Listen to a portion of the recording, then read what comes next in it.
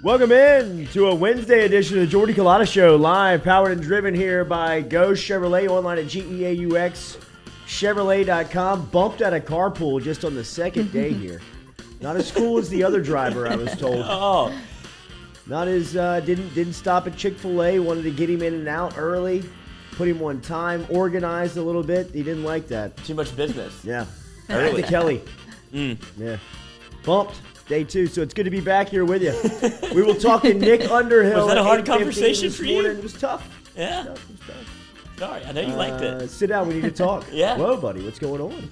I don't think we're gonna have you back at carpool tomorrow morning. You got For real? you got cut. You kidding me? You probably cut someone off. Just got a full tank of gas, buddy. We're good. I do have breakfast in the car. Nick Underhill is going to be here at 8:15. We will talk to him about what's going on with Sean Payton, New Orleans Saints next, as Payton announces not his retirement. He's stepping away from the New Orleans Saints as there is some TV interest. He didn't shut down coaching again, or at least he did coming up this season, but not into the future. Lots to unpack on Sean Payton's press conference. I thought it was a fantastic press conference. We'll talk to Underhill coming up, who broke the story yesterday and really shook up the NFL world, as you saw reaction all over the place. I saw Headline News really reacting to this story. This is one that kind of crossed over from sports news to mainstream news. Sean Payton stepping away from the Saints after 16 years and one of the most successful runs in NFL sports history as far as turnarounds go. We'll talk about at least all of our experiences of where Sean Payton kind of means to the pecking order of not only Louisiana sports, but the Saints and your own life, man. I mean, it feels like Breeze and Payton were almost our uncles, as we were hanging out with them every Sunday for the last 16, 15 seasons and watching these guys turn around the New Orleans Saints. We'll talk about all of that. We're driven and powered by Go Chevrolet every single day, and we are brought to you by True Blue Water. If you want to hop on the delivery route today, you can. Just log on to trubluewater.com. That is trubluewater.com. As we said, we will talk to Nick Underhill coming up here at 8:15. Looking forward to our chat with Underhill just to talk about the impact. What's next for the Saints? We will also dive into LSU and Texas A&M tonight. Will Xavier Pinson and Darius Days go? This is going to be a storyline that we are going to watch, and it's really a big one throughout the day because LSU needs to get right. They need to get back on track. Losers of the last 3 straight. They've been without Days for spurts and times during those last 3 games. Pinson has not logged a minute, and they need one, if not both of those guys to get back into action tonight. I know Will Wade said earlier this week that they will continue to monitor today to see how the progression goes, and they'll make a decision closer to game time this afternoon. So we will talk about that matchup coming up here on the Jordy Culotta Show at some point before 9 a.m. But obviously, the headlines are dominated by the New Orleans Saints. Lloyd is here.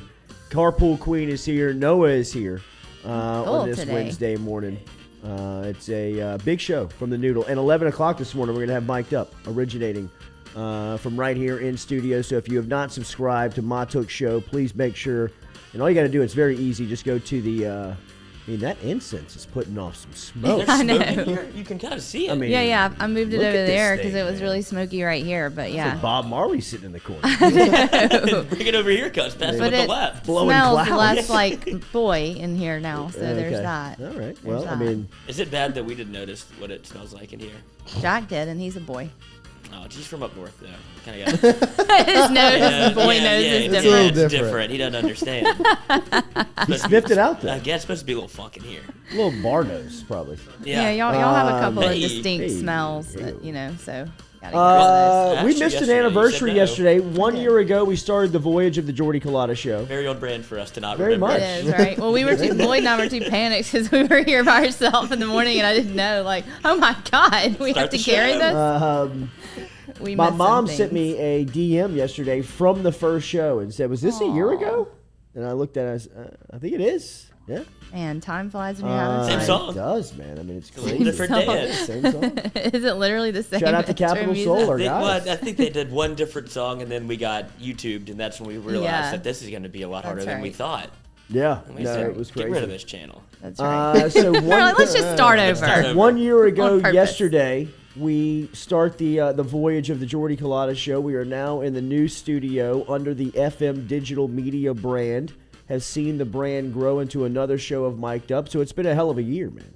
Really and truly, it's been a fantastic ride and run. And as we said yesterday, I guess that gratitude thought that we gave getting out of here was a little bit of that coming out of just thanking everybody for the support over the last year and getting here. I mean, a lot of us talking to you from this new studio and with the new equipment and trying to technologically step up and make sure that we sound, look good, and have good content every day is because of your support. And over the last year, it's been incredible. It's been an incredible ride. And Lloyd and Katie and Noah, Jack, everybody who's had a part in this, it's been fun. And Yes. really and truly, the future is very bright at FM Digital Media. And every day we show up to work eager to kind of find out what's next. So thank you for being here. Make sure you hit that like button, share button, comment button, as we appreciate your support. And then 2 years ago today, maybe one of the saddest days in sports history, Kobe Bryant passing away with his daughter and teammates of her AAU basketball team. I think that is a moment where everybody kind of remembers where you were. It kind of sucked, it kind of stopped you in your tracks. It was just 72 hours ago, 2 years ago, when LeBron James and Kobe Bryant shared an embrace of a courtside seat at the Staples Center at the time in downtown Los Angeles. That really was still kind of like fresh Sports Center imagery. You know what I mean? Like it was almost like, wait, hang on, I just saw him. Yeah. I just saw him sitting courtside talking to LeBron a couple of nights ago. And he's coaching this basketball tournament down at the Mamba Academy in Southern California. And he hops on that helicopter on that Sunday morning with his daughter and a couple of her teammates and parents and assistant coaches. And the tragedy of what happens next shook up the entire world. I believe that was Championship Sunday in the NFL. I believe the NFC and AFC championship games were being played, or it was the week in between where they were playing the Pro Bowl, because I believe the Pro Bowl was on, and they were talking to those guys about kind of the shock. I mean, some of those guys were on the same, not on the same level of, Breeze. Right. Breeze was in that game. I mean, I remember him being asked about losing Kobe Bryant that day. That was just a moment in time that was, golly, man, I was shook. The world stopped. Yeah, it was a lot like Sean Payton, where a generation like I'm 40. When Sean Payton took the job, I was 25 years old. I mean, I've almost kind of grown up as an adult watching Sean Payton do what he's done to the New Orleans Saints. Kobe Bryant played 20 years in the NBA. When he was drafted, I was 20 years old. 18 years old. I pretty much grew up with him, and we were like almost the same age, so you viewed him as this guy that was like, man, this is incredible what he's accomplishing at such a young age on such a high level, and you grew up with him. Whether you loved him or hated him, you watched him, right? Like that to me is the ultimate compliment of any player. Like whether you hate them, whether you love them. Tyrann Mathieu to me probably has that quality for a lot of people. We love him, right? Like we'll watch him anywhere he goes. But I'd imagine that there's a section of fan bases, probably more in the NFL than there was in college football, because he was so dynamic. I'm sure Alabama hated him in college football, but outside of that, people love to watch him play. In the NFL, I'm sure Philadelphia hates that guy. You know what I mean? Like, I'm sure Buffalo can't stand Tyrann Mathieu. But they watch him play. I would have gone the other way, because I would imagine everybody in college, whenever you saw, you're like, he's going to do something in a college football game, because it was so frequent that you had to know where 7 was on the field every Saturday. Sure. And I'm sure if opposing fan bases didn't know who he was, like, who the bleep is this guy running around taking the ball every time we try to play LSU? Mm-hmm. Like, that's what I think of, because in the NFL, there's guys, they're all pros. But Tyrann Mathieu was on a different level, and the way he impacted the game was just so frustrating. I imagine there was a lot of ire towards TM if you had to go against him on a Saturday night. Like, you saw him and Tavon Austin go at each other, and it was just a heavyweight bout of shit-talking. Well, Kobe had those types of Same instances feel. with, superstars. I remember him and Rip Hamilton used to go at it. I mean, he used to abuse Rip Hamilton. He used to just, look forward to that. Him and Allen Iverson have great back and forths during some of those finals runs that they have. He went at everybody. I mean, the stories of him, like slugging Shaq. Yeah. In a practice. I mean, Shaq Shaq was like, first off, nobody's ever done that to me. You know what I mean? Like, this guy ran up on me and swung at me in my face. I mean, you gotta be like, all right, deep breath. I'm about to attack Shaq. Right. You know what I mean? Like, I better be right. You know what I mean? You better get right.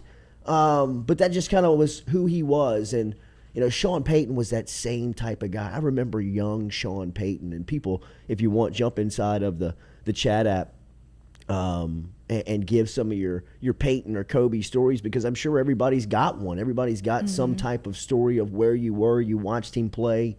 I'll never forget, T-Bob told me when Kobe was on that string of, I think he scored 8 games of 50 straight or 40 straight, and one of those was in New Orleans. Yeah. And T-Bob went down there and watched him play during that time, and Lloyd's got the screenshot of maybe one of the best Kobe Stone moments of cold all moments of time. all And Matt Barnes he's going back and forth with Barnes on the floor, and they're kind of going back at it. And he's bullying Barnes in the game, and Barnes is throwing in an inbounds pass and kind of pump fakes it in Kobe's face, and Kobe doesn't even blink. Like, he doesn't even flinch. That was the part of Kobe that made it so shocking whenever he did pass away, because you thought he was untouchable. Yeah. Like, that's right. it's impossible, because they even had memes going where it was like, Kobe said he got distracted by light in the crowd, so he stared at the sun for 7 straight days. Right. So he'd never they had those type of things going, because he was just he was superhuman almost. Yeah, not only that, he had taken over the offices. I mean, everybody was Kobe.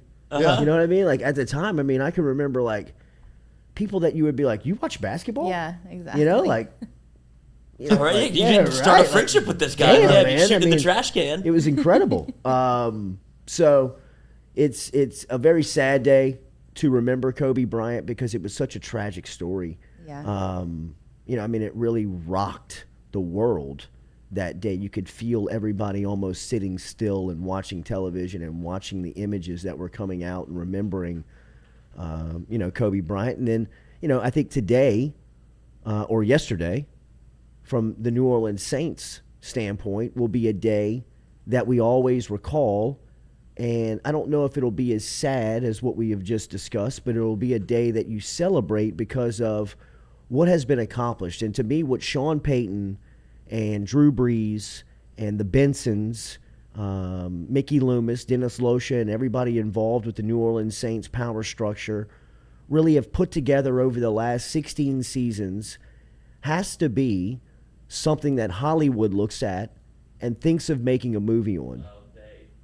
They're making a version of the movie. Well, yeah, they are already, right? But I don't think it's the one that we want to see. No, I'm not talking Kevin about James. the Netflix Kevin James. I'm talking about the New Orleans Saints turnaround under Sean Payton and what he took on and what he is leaving behind, right? The greatest compliment or the greatest overall analytics that you can give somebody in their profession is, how did you find it and how did you leave it?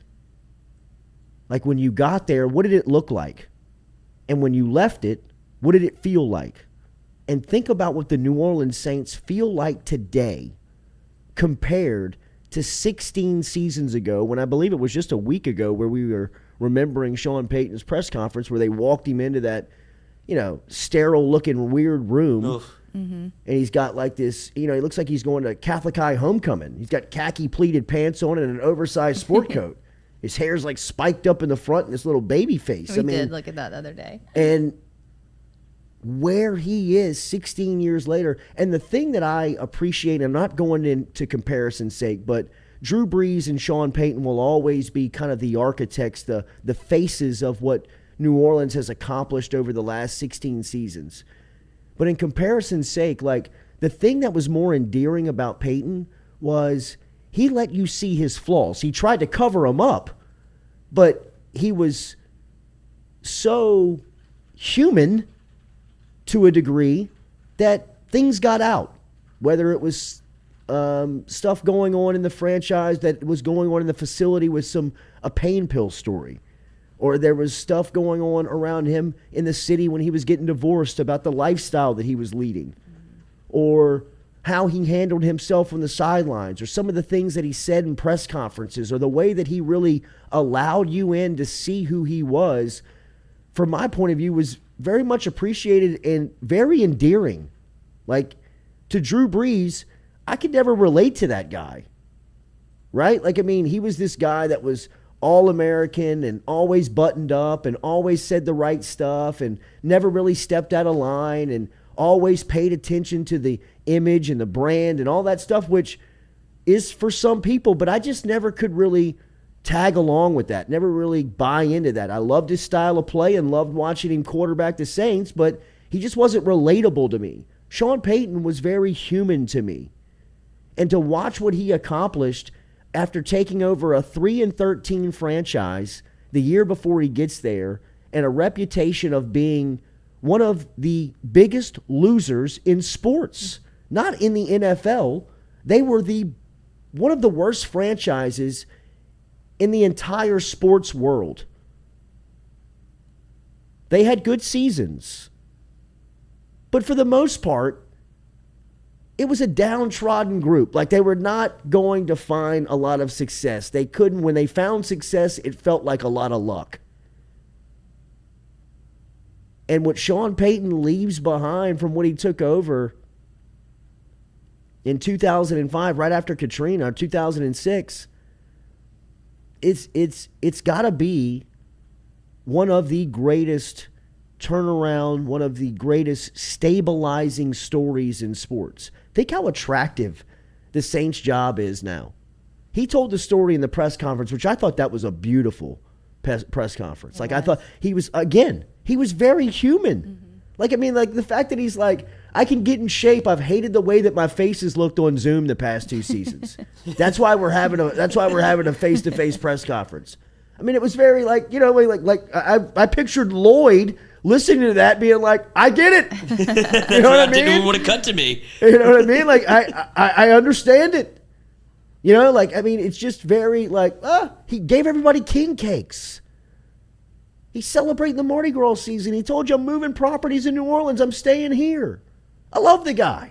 You know what I mean? Like, I want to hang out with this guy. I would like to just kind of not even talk football with him, but the possibility of him sitting next to Joe Buck and playing that Tony Romo role where they break the huddle or they get on the ball and Sean Payton is looking at offense on television and telling me what he's looking at, telling me and you what he's looking at, I'm in. Like, how good is that going to be? And you heard him yesterday. He really kind of tipped his hand when he was like, I don't know what's next. I don't know about all these stories about the TV and all. I called my agent, Don, when the stories go. Don, do you know anything? Because I haven't heard anything. And then as soon as he goes, but I believe I'd be good at it. Kind of like, call me. Yeah. I'm in. Open invitation.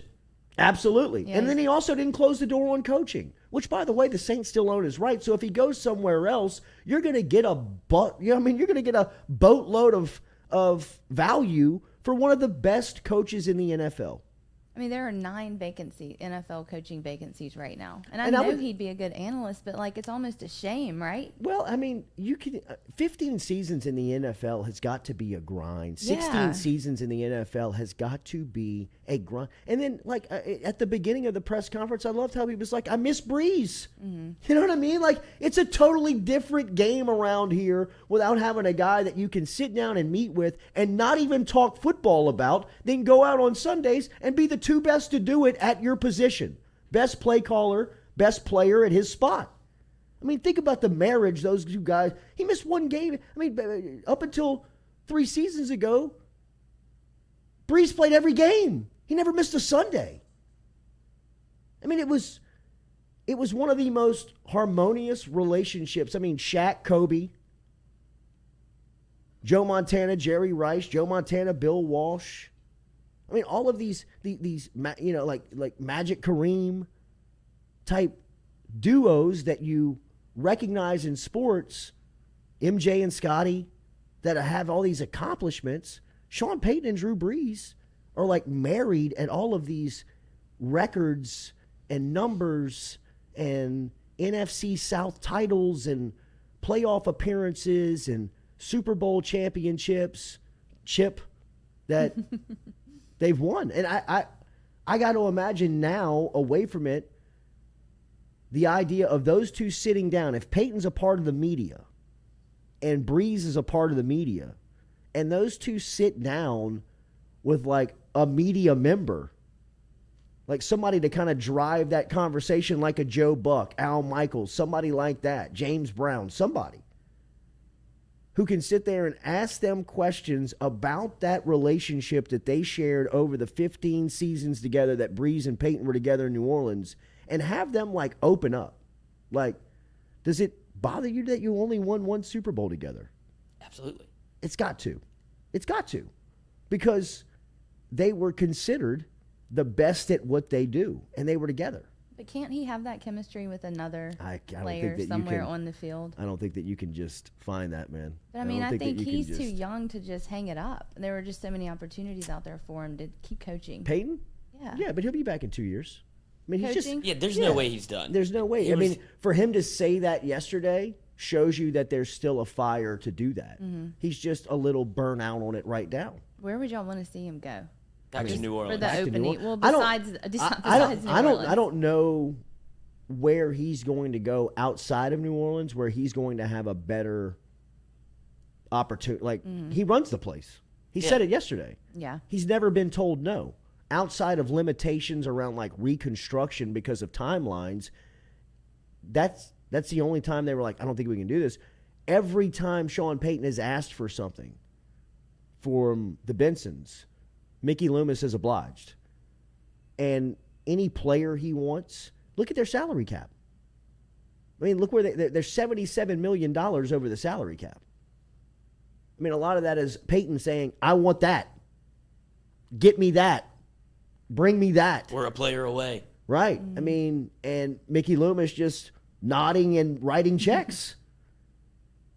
So I can't imagine that he would go in, or he would walk into another franchise and say, I want exactly what I have in New Orleans. Full autonomy. I don't want to be told no. I mean, but he might get into the television booth and be like, you know what? I can fly home. I don't have to worry about game planning. My game week starts on Thursday. My Sunday is non-stressful. I can just sit up here and amaze people of how smart of a football mind I am. Like, have you ever seen Sean Payton? Have we ever seen Sean Payton really open up his football mind outside of watching him play call a game? Right? Like, I mean, has he ever sat down with the remote, with the laser, and pointed, this is what we're looking at here. When we break the huddle, this is what they show. If they show this is what we're going to do. If they show this, we're going to fall into that. I mean, like, to hear Sean Payton, like to hear Tony Romo break down football is really cool to me. Like, I mean, like when they break the huddle or they stand over the ball and he tells you what they're going to do. This is what he's looking at. This is what they're going to throw. I mean, to me, Sean Payton is the guy that found Tony Romo in playing. I didn't know that. They went to the same college. Really? And Payton told Bill Parcells in Dallas, he was like, we got to get this guy, Romo. We got to bring him in. He's such a great athlete. They bring him in a couple of years later. The year that Payton takes the job in New Orleans, Romo becomes the starter in Dallas under Parcells. Now Romo is considered the top talent in color commentating of NFL football. Here comes Payton, and I guarantee you Payton is calling Romo telling him, I'm coming for all of your money. I'm coming for your spot. I'm going to be the top analyst in NFL football. And if he gets into television, don't we all believe he's going to be? He's got a little personality. He doesn't mind laughing into the camera. And all I have to do is talk about football. I can do that in my sleep. He's going to be great at it. He's going to be, to me, must-watch television, and he might get into it, and they're going to pay him a boatload of money. I mean, they're going to pay him millions and millions of dollars. So, I mean, the threat of coaching may not be as sharp, right, as some may think, and he may get up there and say, you know what? Forget this, man. I mean, forget going back and worrying about salary cap and drafting and pro days and game planning and the stress keeping of it all. people healthy and all the stuff, man. Because there's two ways it's going to go. He's either going to get in the booth and realize like, oh man, this is pretty easy. I'm happy I'm not down there coaching, or he's going to be like chomping at the bit to be able to get back in there and be like, I can't watch any more of this football without me being like affecting the game. You can see That's a little what bit. I would think he would be like. Look at Right. the Final Four, though. Look at the Final Four this weekend, AFC, NFC championship weekend. Look at the median age of the coaches. I mean, think about that. Sean McVay, Kyle Shanahan. Are those guys 45? I think they're right at it now. Yeah. I they're in mean, there. Sean McVay can't be. Is he 40 yet? I think he's I 42. think he Is he 42? Yeah, young 40s. I mean, is Shanahan's not 45, is he? McVay is 36. Ooh, Whoa. Dang. 36. That's younger than How I old is Kyle thought. Shanahan? Kyle Shanahan is 42. There we go. 42. I knew one of them was 42. I read that I somewhere. mean, you don't even have a 45-year-old on the side. Zach Taylor can't be 40. 38. He's 38. Zach Taylor's going up against. You got old Andy. All right, over there. Andy Where's Reid. Andy? What the Andy hell is Reid. Andy? Curling 63. 63. Yeah, we go. Attaboy. Sit down, kids. Dad a napkin. Right? Wait, how old is Sean Payton? Payton's got to be 60. Oh, I think he was thought 60. I know he looks Really? good for his I thought he age. was like young 50. 58. 58. So he goes and does 2 years in the booth and comes back and he's 60. Yeah. Sean McVay's not even 40 yet. Yeah. You know what I mean? It's a young man's game. Now, I still see Andy Reid. He's out there and he's dominated, but you better give him Patrick Mahomes. You know what I mean? It took Andy Reid a long time to get to a habitual Final Four Super Bowl contender, and he did it when he got maybe the best quarterback in the history of the sport. But, you know, I mean, like, that's what I'm just trying to say. I mean, Sean Payton may be in the television booth and looking down on those sidelines and saying, you know what? It's a lot of energy down there that those cats got. It's a lot more cool and calm up here in this television booth, man. I'm good up here. You know what I mean? And the money's right. That's the thing that I think has changed the game about the I mean, like, the TV booth, the TV networks really might be like the underlying X factor in Peyton, like, making this decision. Yeah.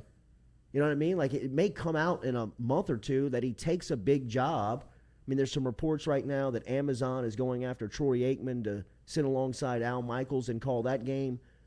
If that Fox spot opens up next to Joe Buck, Sean Payton makes a lot of sense if he's on the market to slide in right in there to that prime spot and go head-to-head with somebody like Romo. You mentioned TV and you mentioned Drew Brees, both of which would they not try to put those two together? Would you not try to put Sean Payton and Drew Brees in the same booth? You mentioned like you wanted to sit down and talk. What's that, Sunday Night Football on NBC? Yeah, I could imagine them with the same style, where you have somebody kind of driving the ship a little bit, but then you have Sean Payton and Drew Brees together talking about offense, and they would be able to go back and forth calling a Saints game. That would be unbelievable. Like to be able to get that sort of insight and for them to be able to go back and forth off of each other and be like, oh, we called this play in this situation, Drew, do you remember? And they would just be like, yeah, absolutely. I mean, they walked hand in hand for 15 years together, like essentially working together every day.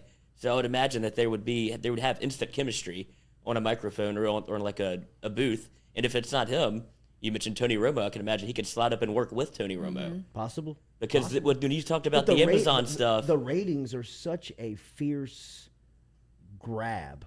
People are going after, like, trying to get that top spot, whether it's Fox, CBS, and now with Amazon coming into the mix and all these digital products that are stepping onto the stage. ESPN has always been a player in football. I mean, it's obvious that the draw to this is the talent in the booth. I mean, they're paying these guys so much. Something to watch. Now, I'm telling you, is Adam Schefter's contract runs up at ESPN this year, right after the draft. And Schefter's going to hit the open market. Now, look, and Schefter's had some bad press over the last couple of weeks and months that he's kind of, he's kind of showed his hand where he gets his stories from. But it's not going to scare people away like Amazon. I mean, to me, Jay Glazer's probably the hottest commodity in the NFL because he's got all the relationships and he's got all the information. Yeah. And his contract's running up. Those two guys can change the entire scope and market of the way that media is portrayed, the way that they are paid, and what their job really is with these contract negotiations coming up. And I got to imagine if Amazon is spending that amount of money to bring Aikman in and Al Michaels in, and they're getting that serious around football, they want the people on their team that have the best relationships. And Glazer and Schefter have proved about to go super team that, hey, man, they got all the info. Yeah. They're the ones that get it first. It's going to be mesmerizing to see how much money they make. The metaverse. It is. Mm-hmm. I mean, it really is. I don't want to go there yet. Zuckerberg scares the life out of me. Paul Rhyme, I thought it was crazy how Sean Payton admitted to calling Breeze in the middle of the season to come back for the Dolphins game, but both agreed for him not to come back because the O-line was terrible. Relatable, Paul. He's a human. That's what I love about him. Lester Abear, Payton saw the state of the city of NOLA is currently and said, get the hell out of here. He's staying in the city. And he came to New Orleans when it was much worse than this. It was probably like, what a ballsy move on his part to look at New Orleans. That's his first head coaching opportunity. He's like, hell yeah, I can go take that on. Like that speaks to who Sean Payton is. Yeah, it does. And he kind of embodies what the city became with him. Like he is. Every time in the face of adversity, Sean Payton was there. Like he never backed away from any of it. And that's why I think a lot of people from New Orleans relate to him very well. His remarks about the city, I thought in the press conference were dead on. I thought they were just awesome. The way that he really, you can tell the respect and the relationship that he has with the fan base in the city of New Orleans, and he has embraced the culture of that city, and he feels like a New Orleanian. He really does. I mean, like, he has a feel to him where he's kind of got this relaxed, chill vibe to him, but he's an intense, passionate guy that will really, like, I mean, he really wants to kill you. He wants to rip your head off. But he can also go eat a po' boy and drink a beer and kind of listen to music and dance. You know what I mean? Like, he's all good with it. I mean, he's down for the cause. He's in. Mm-hmm. He's in. He loves New Orleans. And I would be shocked if he moved away from New Orleans. I couldn't see him going anywhere. Like, me either. Living in a different city. Me either. Unless it's like Dallas, I know he has ties to Chicago. Obviously, he has ties to New York. But he just seems like he can kind of move in and out of New Orleans with relative ease for how famous he is. Yeah. It doesn't seem like he gets bothered because they're just like, oh, that's Sean Payton. Like, they're used to him in the city. Well, yeah. So and he has a vacation house in the Panhandle, and everyone sees him there, too. So, yeah. He gets loose in the Panhandle. Yeah, he does. He got loose that year he was suspended. Remember that video? Picture, was it him on the dance floor? It wasn't a picture. It was a video of him, like, down in Jamaica by himself, solo vacationing, and almost, like, looked the camera in the eye, knew it was going to go viral, and didn't care a bit. Just bring it. And he was getting super weird. Yeah, he went through he some was stuff. getting some he did. Mm-hmm. He did. I mean, I really thought that the weirdest Sean Payton ever became was CrossFit Sean Payton. He was jacked, though. He was yoked. You remember he had the team doing CrossFit in training camp? How long ago was that? It was the year that he came back. He got suspended. So it was 2014. Okay. The year he came back, he had shoulders like a strong safety. I mean, people are like, there's that picture. Good Lord, bro. I forgot about that. I mean, check this guy for juice. He made the entire strength staff like rip out the equipment room and put all CrossFit stuff in there because he was obsessed with these. Like, the team's gonna do CrossFit, and the athletic trainers were like, "Cool, dude. Everybody gets hurt doing CrossFit." Right. And then Sean Payton gets hurt doing. He's like, "All right, never mind. We're not doing this anymore, but it'll get you in great shape." He was ripped. He was jacked, bro. I mean, he was almost like intimidating. Yeah. You know what I mean? Because he had like this. He would stand at the podium, kind of like he wanted to fight. You know what I mean? Like he kind of like stood, kind of like cocked at you. You know, and you were kind of like, what were you thinking on the third down in the third quarter? You know, like, is it all good to ask this question? Are you trying to fight me right now? Are we good? Remember, daily, we are brought to you by Cajun Ready Mix. CajunRMC.com. Get in touch with Cajun Ready Mix online at CajunRMC.com, where you can find them there. No job too big, too small for them over at Cajun Ready Mix. Industrial, residential, municipal. Get in touch with Bradley Cairo and the entire crew over at Cajun Ready Mix. CajunRMC.com is where you can find them. They got 9 plants around the greater Baton Rouge area, which means that they can have your concrete delivered to you on time and to the exact specifications. Find them online at CajunRMC.com. CajunRMC.com. All right, we'll be back in about 30 seconds here. I got to call in. Let's see if I can line up this next interview. But we will talk to Nick Underhill, Greg McMahon, former special teams coach with LSU, also on the first staff with Sean Payton. Let me see if I can't link up with Coach Mack real quick. Look at this dude. He's with Lil Wayne. Oh my gosh! I mean, dude, What a picture. That can arm. you look at his eyes? I mean, he's He's on one, Coach. It's not early when that picture, or it's really early when that picture's taken. That's right. All right, be right back here on the Jordy Culotta Show, driven and powered by Go Show. Look at that. Put that's the Hall of Fame bust if I get to pick one. That's a great shot. Is that Von Miller? Far left? I think they're other rappers. I think it's he's with the boys. I don't take the drug test, dude. Amazing. That's for the players. That's that thing.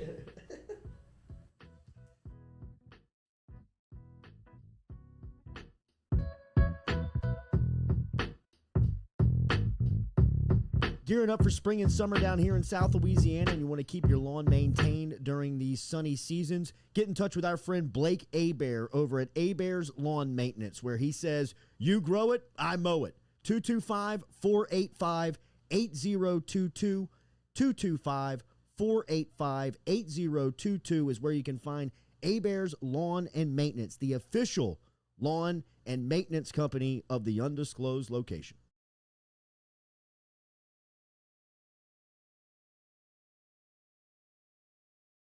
Papa Earl's, the fine spice, originating right down here in South Louisiana by our guy Mark Pop Norman. Developed it back in 2018 and won Amazon's Newcomer of the Year in 2019. They pride themselves in having 30% less salt and sodium than the leading brands at the same price point. You can find them locally. Look for Papa Earl's at Rouse's, Calandro's, Mathern's, High Neighbor, and more. Do you have questions about your finances? Are you looking for recommendations from a skilled financial advisor? Get in touch with our friend Daniel Newman over at Edward Jones. You can find him easily by logging online and shooting him an email at daniel.newman@edwardjones.com. That is daniel.newman@edwardjones.com. Whether it is help with your 401k or just fiscal advice heading into the new season, get in touch with Daniel today. Best way to do it? Email him, daniel.newman@edwardjones.com. He's our experienced financial advisor. Let him be yours, daniel.newman@edwardjones.com.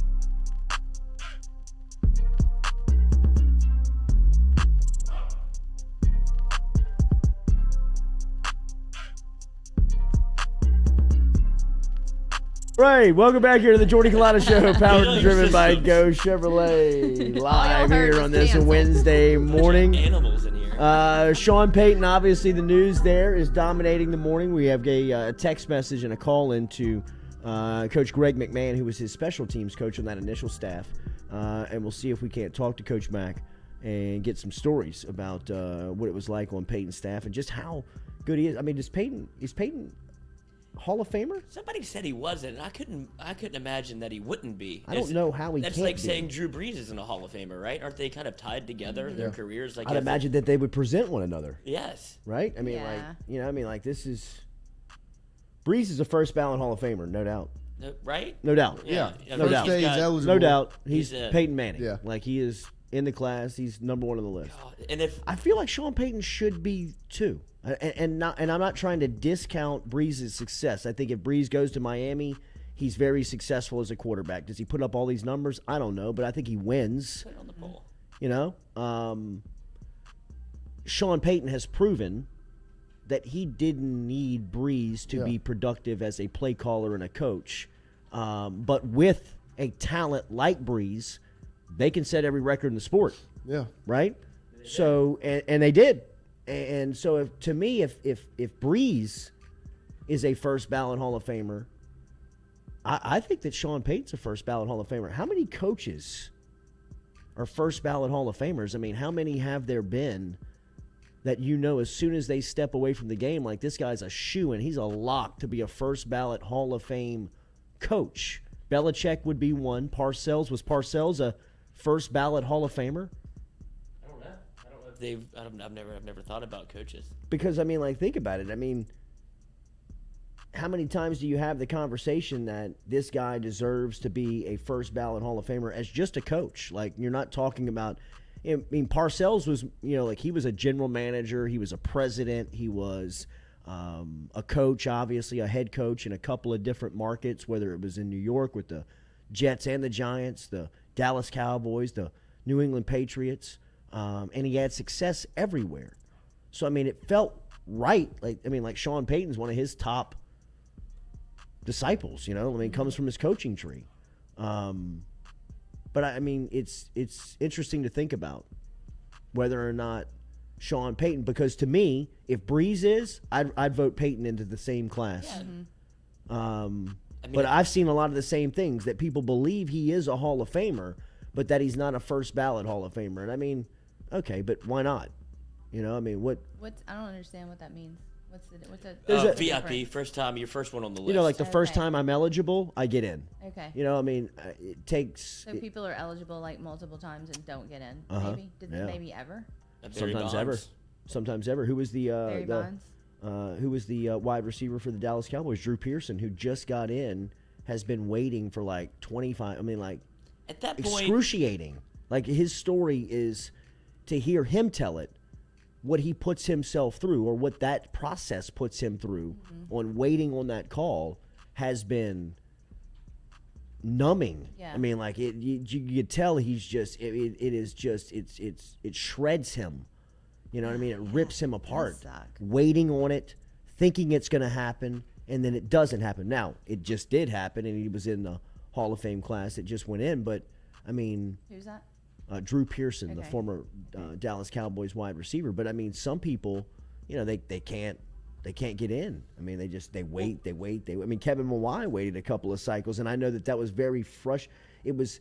You have to find that balance where you're like, I'm grateful, but I mean, like, stop dragging my ass. Yeah, I want to get in. I'm ready to get in. Yeah, I mean, if I'm not going to get in, I don't want to. But I'm ready to get in. Because the way that they do it, they bring you to the Hall of Fame ceremony, put you in a hotel. And then a gargantuan of a man comes by and knocks on your door, and they call it the knock. If you get the knock, so you're there and you still don't know for sure. Yeah, you don't. Every year, it could be like every year. Mm-hmm. Yes, that's what Drew Pearson taught. That's what was so like. Well, gut-wrenching. You do run out, like you do cycle off where you're eligible, but you've been voted on so many times that like you become uneligible. But you can get like Drew Pearson got in on he didn't get in as a. Look up Drew Pearson's Hall of Fame. It was almost like he had got in on something else. But from Pearson's point of view, he's in. Give me the jacket. So I was reading David Ortiz is inducted. We're going to be inducted. Right? Baseball Hall of Fame. Yeah. And they have. They have only 10 years of eligibility to do that? Is that true? Yeah, that's why. So is it not the same with football? No, the Baseball Hall of Fame. All the Hall of Fames are weird in their own sense. Like they all have their. Make our own Hall of Fame. Was he in the like Basketball Hall of Fame is not the NBA Hall of Fame. Steroid era. It's college. It's like basketball. It's like the Naismith Hall of Fame. That's why Kim Mulkey and Michael Jordan went in the same class. Okay. It's the National Football Hall of Fame. Mm-hmm. You know what I mean? It's the Pro Baseball Hall of Fame. So it's weird. Yeah. It's so weird. Is it the same? Like they said, he's the only player to clear the 75% threshold. Is that the same? He's the first ballot Hall of Famer. Yeah. Okay. Okay. And the same thing for the NFL. So like the first time you're eligible and you receive a certain amount of votes, and you're in first ballot. Okay. So was he not? Did he not do steroids like the others in that era? Who? Is that why he's in? David Ortiz? He was listed in the Mitchell report. Yeah, he was in there. That's what makes the whole conversation very iffy. Because I mean, Barry Bonds. Not to get on a baseball thing, but Barry Bonds is probably the best baseball player ever. I think, or a at lot least of this generation. Yeah, definitely of this generation. And in that conversation, and he's not in, and they're both because of that. Yeah. Sammy Sosa. Yeah. Sosa may not. I don't think he was a Hall of Famer. I don't think he was a Hall of Famer. I mean, Barry Bonds was. He was great. I mean, Barry Bonds is a Hall of Famer. But now Bonds and Clemens can't get in. Can't get in. It's crazy. Well, neither can Sammy Sosa, right? Yeah, but he doesn't deserve. I mean, like Barry Bonds, Sammy Sosa, and Roger Clemens. The outlier is Sosa. Yeah. You know what I mean? Like Clemens and Bonds were Probably the best pitcher and hitter of that, like you said, of that generation. generation. Yeah, for sure. Roger was probably on the juice. That's too bad. I mean, with the tips. He was. Yeah, He was throwing baseball bats he's back not. at He's Mike not. Piazza. He's not burying needles in walls for nothing. You know what I mean? It's my wife's. Yeah. Right. Okay. Thank you, Roger. Thank you. Thank you. Remember, Daily, we're brought to you by Edward Jones, our friend over there, Daniel Newman. Daniel.Newman@edwardjones.com is where you can find him and email him today if you've got questions about your financial stability. Get over to Edward Jones and visit with Daniel Newman. He is in Central Louisiana, out there across from Stab's Restaurant. Easy to find him out there. Daniel.Newman@edwardjones.com is where you can email him this morning, and you can also get in touch with him by email's the best way. Email's the best way. Just email him. Yeah, I would just email him. Just email him. So much easier. But Daniel Newman is obviously... Right, Lloyd? What? Check your email. I did check it today, I think. This morning, yesterday. Daniel, I sent an email today. We are going to throw some basketball tailgates for you coming up here, and for us coming up here on some of these Saturday games, and we will be in touch on when that's going to happen. It looks like the Mississippi State game. Did y'all watch Mississippi State, Kentucky last night by any chance? They Into won it. overtime? Oh, really? Oh, jeez. It was a close game. It was close. Auburn and Missouri was close. Yeah, it was. Like 1 point, right? Mississippi State did it without their best player. That's the thing. Without their center, tied into overtime, 84-72. I'm telling you, man, Mississippi State At Kentucky. Mississippi State's a tough out. I watched the Lakers last night. I watched a little NBA basketball. Speaking of, I need some good. tickets to the LSU Mississippi State game. For the love of God, I don't Oh, ask that's for easy. much, but Yeah, let's it's easy. get that going. Maybe. Not easy. I'm but- not ready How yet many? to decide. Well, How many? I mean, there's 5 of us. Oh, But that's I would- the ass. Good Lord. I would go with 2 if I could get my hands on 2 and leave the kids Yeah, behind. Just saying. absolutely. I'd leave the kids See if behind. They won't David throw can a run party or the. See if anything. David can run the point for you. You take a 3? I mean, Okay, 2, Coach, you fine, mind? 2. She does a lot for our business, Coach. Can she just jack one up? Y'all are up 10 right now. No. No? That's for a whole lot. I'll go with 2. How was that Oh, Cowboys two's game? easy. I'll go with 2. Two's easy. Two's easy. It's done. Okay. And then 5. I got- 1. Yeah, right. Yeah, that Cowboys game. I've been told never to bring that up again, so I can't talk about that. Never got to go. Never got to go. Maybe next year. Maybe. We're going to talk to Nick Underhill coming up here at 8:15 this morning, and we'll talk more about Sean Payton, his legacy, what it means to the New Orleans Saints, and where do they go next? Is it Dennis Allen? I think so. Is this, That's- is this why Sean Payton 2 years ago, when Ed Ogeron was hot on the trail of Ryan Nielsen, that Sean Payton told Nielsen, just stay put. Hey, is why. just This hang is out. why. Look at Sean. This is why he's retired. By himself. Yes. Tight polo shirt, you know. Look at him. Burst he into found, he arms. found a lady. Yes. Yes. The dancing is so white, isn't it? So, yeah, but, I mean, good on you, Sean. Yeah, look at it. Look at it. He's flipping off the That's camera. amazing. Yeah. He went to the middle of the dance floor. He's like, we're out of here. Where is this, In though? Bahamas. Okay. There's no rules. The hedonist fest. Sean thought he was off the radar. He thought he was off the He map. was. Yeah. No. Yeah. Never. Look, That's there's Sean great. Payton. Yeah, that's right. I am here. Yeah, that's right. That's your That is sister? great. Look at you. It's out on the floor, dude. One tequila, He's two got a little tequila, swag three. with those, That's great. Sean. Who is the lady? I don't know. Does she not have shoes on? I think she it was like has quite the no shoes on. controversy back in the day when it came out. He probably said, shoes. why do you never show your feet? No, take your shoes off. Thought this was the Bahamas, for Christ's sake. Give me some open-toed shoes. I guess if Sean Payton asked you to take your shoes off, You take your shoes off. There you go, Coach. Spider wide banana, if you don't mind. That lady's husband's calling him the next morning. What are you Oh doing my with Sean God. Payton? Huh? What? And where were your shoes? Sean Payton's Skank. phone was probably blowing up. He's like, I'm just not answering any of this. TMZ got me. All right, we're going to see if Pinson and Days go tonight for LSU. It's going to be a big storyline to watch out as LSU and Texas A&M are going to meet up here tonight with the Tigers looking to get back on track. This is a huge game for LSU basketball. It really is. I don't think that we can put stock into how big this game is to get them right here for this playoff push or postseason push for what you're about to enter in college basketball. When you hit the month of February, things start to ratchet up a little bit as you start to try and find really what the pecking order is going to look like when March gets here. And LSU has set themselves up to be a tournament team. Their tournament seeding has slid over the last couple of games and weeks because they are on a losing streak right now.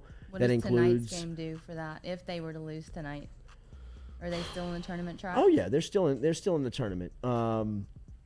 And they still have time to get it right. But tonight, in my opinion, if they lose, you start to turn into running out of time. Yeah. You know, like time is now. You have time on your side, but like we all know, I mean, that's kind of like the hour in the sand glass here. I mean, we don't have you got to get it right quick here. And tonight is the night where you looked at the schedule and you said, okay, they got to get right against Texas A&M. Now, credit A&M, they're playing really good. They're 15-4, just like LSU is coming in to this game tonight. And Buzz Williams has really got this team feeling themselves a little bit. I mean, they come in with some confidence. They may not have the manpower that LSU has as far as the depth and the athletes and what LSU brings to the arena every night, but down Pinson and Days with a very desperate and a well-coached Texas A&M team, this is a scary matchup for LSU. That's why, in my opinion, Pinson is a must tonight. They need his stable, they need to for him the stability on the court to come in and just say, hey, man, give me the ball. Let me make sure and run this thing. Let me set the pace of the game. Let me set up the offense. Let me distribute. Now, will he have some rust on him from being out from being out the last 4 games? Possibly. But I still believe with Pinson on the floor, you're better than counting on Gaines to get it right. And Gaines goes back into his natural off-ball position where he's more comfortable in the game. It's just kind of it's as much as a mind thing as it is an on-the-floor thing for LSU to get Pinson back. It's as much as a mental stabilizer for the team as him breaking down a defense and being able to set up Tari Eason on an alley-oop. I mean, all of this stuff means a lot as far as getting these guys back into their roles and getting them back on the floor to stabilizing LSU for this big push here down the stretch. But he's not playing tonight for sure, or he is? Well, it's going to be a game-time decision. Okay. But like the thing with the rust, I mean, you don't need Pinson to come back and score 20 points. You just need him back on the floor because Texas A&M is a lot like Arkansas in the way they play. They're physical. They're very athletic. They're not as skilled as LSU when it comes to depth and just the players that are on the team, but they're going to be aggressive, and that's when LSU kind of gets out of it without Pinson because they get very emotional. And when they get emotional, they're fouling on the other side of the floor. Like Tari Eason gets mad, he missed a shot, so he's slapping at the ball. Easy whistle, which is what makes the bad calls the refs make hurt even more because you're already in foul trouble. Yeah. And then on the offensive side, that's when the ISO ball comes in because you're trying to play hero ball. You're trying to make something happen because you're upset. And so then there's turnovers, you're forcing stuff, you're throwing lobs in the last 2 minutes trying to make something happen. And that's why you need Pinson on the floor so he can just be like, hey, we're fine. Calm down. Because it has been a little helter-skelter in the last couple of games. They're playing the way that it doesn't feel like there's a real plan. It's just like, let's see how go out here and see if we can play basketball and win. Like it's very much like a UREC run at this point. So Xavier Pinson is that like calming presence that LSU basketball needs. And do you think that they're not in must-win territory, but they're creeping towards it just to get like some confidence in the team, right? Like Tari Eason, you saw him. He sent out the tweet of, stick with this for a second, very LSU football. But it seems like they know that they have to get it right or want to get it right, and that this isn't the version of the basketball team that they think they are. I definitely think that. But, like when we talk about what the plan is, when you roll out this team fully healthy, you can beat a lot of teams just by showing up. And that's what they did when they were at full strength. I mean, they were running through a lot of squads because they were just bigger, stronger, faster, and they were just jumping over people. And now when you take 2 of the key cogs out of the lineup and 2 of the guys that you count on to really be a calming factor. I know that Days has kind of been up and down as far as his scoring goes, but his personality on the floor really lends to this guy's been here before. He's seen a lot. He can stabilize this and understand, like, take a deep breath and let's not turn this possession over. Pinson does even that to another level because of his skill. I mean, he's a point guard. He handles the ball every possession. He's setting people up. He's putting people in the right spot. But, you know, I mean, yes, they are running out of time. That's why tonight, to me, is the most crucial over this last couple of week stretch where they got to get it right tonight as far as just getting the win. Yeah, they just need to see a win. They just need a W. Is anyone going tonight? Are y'all going? I think I'll be there. Are y'all? Thinking about it. I think you need 5 tickets. So no watch party. Shut up. I'm gonna need 10 tickets. 10 tickets, preferably like row 1 or 2. No. Right behind Can the I bench, sit on the maybe? floor? Yeah. Oh, you can't do that. So no watch party. I don't know. We could if we wanted to. Yeah, we could. Absolutely. There's at least 20 people out there that want to do it. And we found out. We know what the baseline is. 8 o'clock is late. Let's do it. Okay. Let's do it. That's sure. I've got 3 tickets to the game if we do the watch party. They may be available. No, give Does them away anybody on want them? give them away on either the You want show them? or Mikey's show. Can't do tonight. Okay. Don't ever Not say I at didn't 8. try. They're your Well, you tickets. give me the tickets that you don't want at 8 o'clock at night. I mean, I did offer you those 3 to the A&M game. I know She that. always says no. Jeez. Right. I don't know now. Let me think about it. Okay, there you Let go. me think about Or you it. go to the watch party. Jeez, I know. There's so many options. Yeah, That's what we just do like here. that. Just like We've that. got programming for you. Tune in tonight. We'll do the watch But party. I kind of want one of y'all to come with me. Noah's already going. I'll be to the game. Yeah. Like be a watch party in itself. Yeah. It would be. Do a vlog, a day in the life. Selfie stick. Watching the game with Watching Katie. the game with Katie. You would be entertained. Yeah. I can Absolutely. guarantee. I guarantee. I can guarantee. They stopped selling entertainment. beer at half. What is this? In Mississippi State, I could just go into the club and get it. Drinking out of my cowbell. Yeah. Don't you love having that cowbell I next to hate you on it. the table? I loved hate it. That's that in your ratchet. shot. Gosh, I hate it. I tried to, when I had to move it yesterday when I was putting the table together, I was so scared. I was like trying to keep it from ringing and set it down gently because I get yelled at. Yeah, I'd have been in my There's Spanish ever a class. I'd claim. have yelled in Spanish. Hey, No. shut up that bell. Terrified. What's bell in Spanish? I don't know. That's why I'm in Spanish Not class. there in the book yet. We're still in the A section. Remember, Daily, we're brought to you by Johnson Spillers. Get in touch with our dentist, Johnson Spillers. We appreciate Dr. Spillers for bringing us breakfast earlier this week. Very cool of him for dropping it That by. was. He got slaughtered on the new conference table that we have in the production room over here at the Noodle. Remember to get in touch with Johnson Spillers online, johnsonspillers.com. Gonzales and Baton Rouge is where you can find them. You can request an appointment right there online at Johnson Spillers. Get in touch with them and tell them we sent you right over here from the Jordy Culotta Show. Gonzales and Baton Rouge, located on Perkins Road, in between Segan and Bluebonnet, and out in Gonzales on Prepara Avenue. Get in touch with them. Easiest way to do that is online at johnsonspillers.com, johnsonspillers.com. We are going to make the basketball tailgate come to light here, as we talked about, with one of these Saturday games coming up. But as we said tonight for LSU with Texas A&M in town, very much a crucial game for Will Wade and what they're trying to set up in the postseason. And look, first things first, just get a win. Break this losing streak. Get your confidence start to turn in the corner. And getting back right again is where LSU really has to have their mindset going in tonight. They're better than Texas A&M man on man, in my opinion. They have a better roster Even with the than Texas A&M. if no Days, no Pinson. With Days and Pinson out, it very much neutralizes that, right? I mean, it does set that back. But I think if one of them can go, which it seems like that would probably be Pinson right now out of the two. And that's what I think. I think that's the probability of the night. I think Pinson goes, Days I think is that's out. what we need more anyways. And I agree. I think that would be the best case scenario to have Pinson, running the point tonight. So hopefully that can. And A&M is very strong at the guard spot. They have guards that they're not like super skilled, but they're shifty, they're quick, they're athletic, and so having Pinson there to at least just kind of be in control. It helps Gaines be able to play defense a little bit better. Lets him kind of play that free safety role where he's out there just creating havoc. Spread is 8.5. Which is LSU? minus Which is 8.5. I know. Very weird. And I wonder over-under- if they know that Pinson might be playing. Yeah. How would they know? Vegas, I bro. don't Vegas. understand What do you mean? how that works. It also might make us. How they know. I don't understand any of that gambling wise. Because I don't know who from LSU would tell them. Well, I don't think that they have somebody directly at LSU. They've just got people that are Feelers. they got Medical people out field. there. They got people out there Pinson's that cleared. know how to set. It's a relationship game. It is. It's a relationship. Everything comes back to being a relationship game.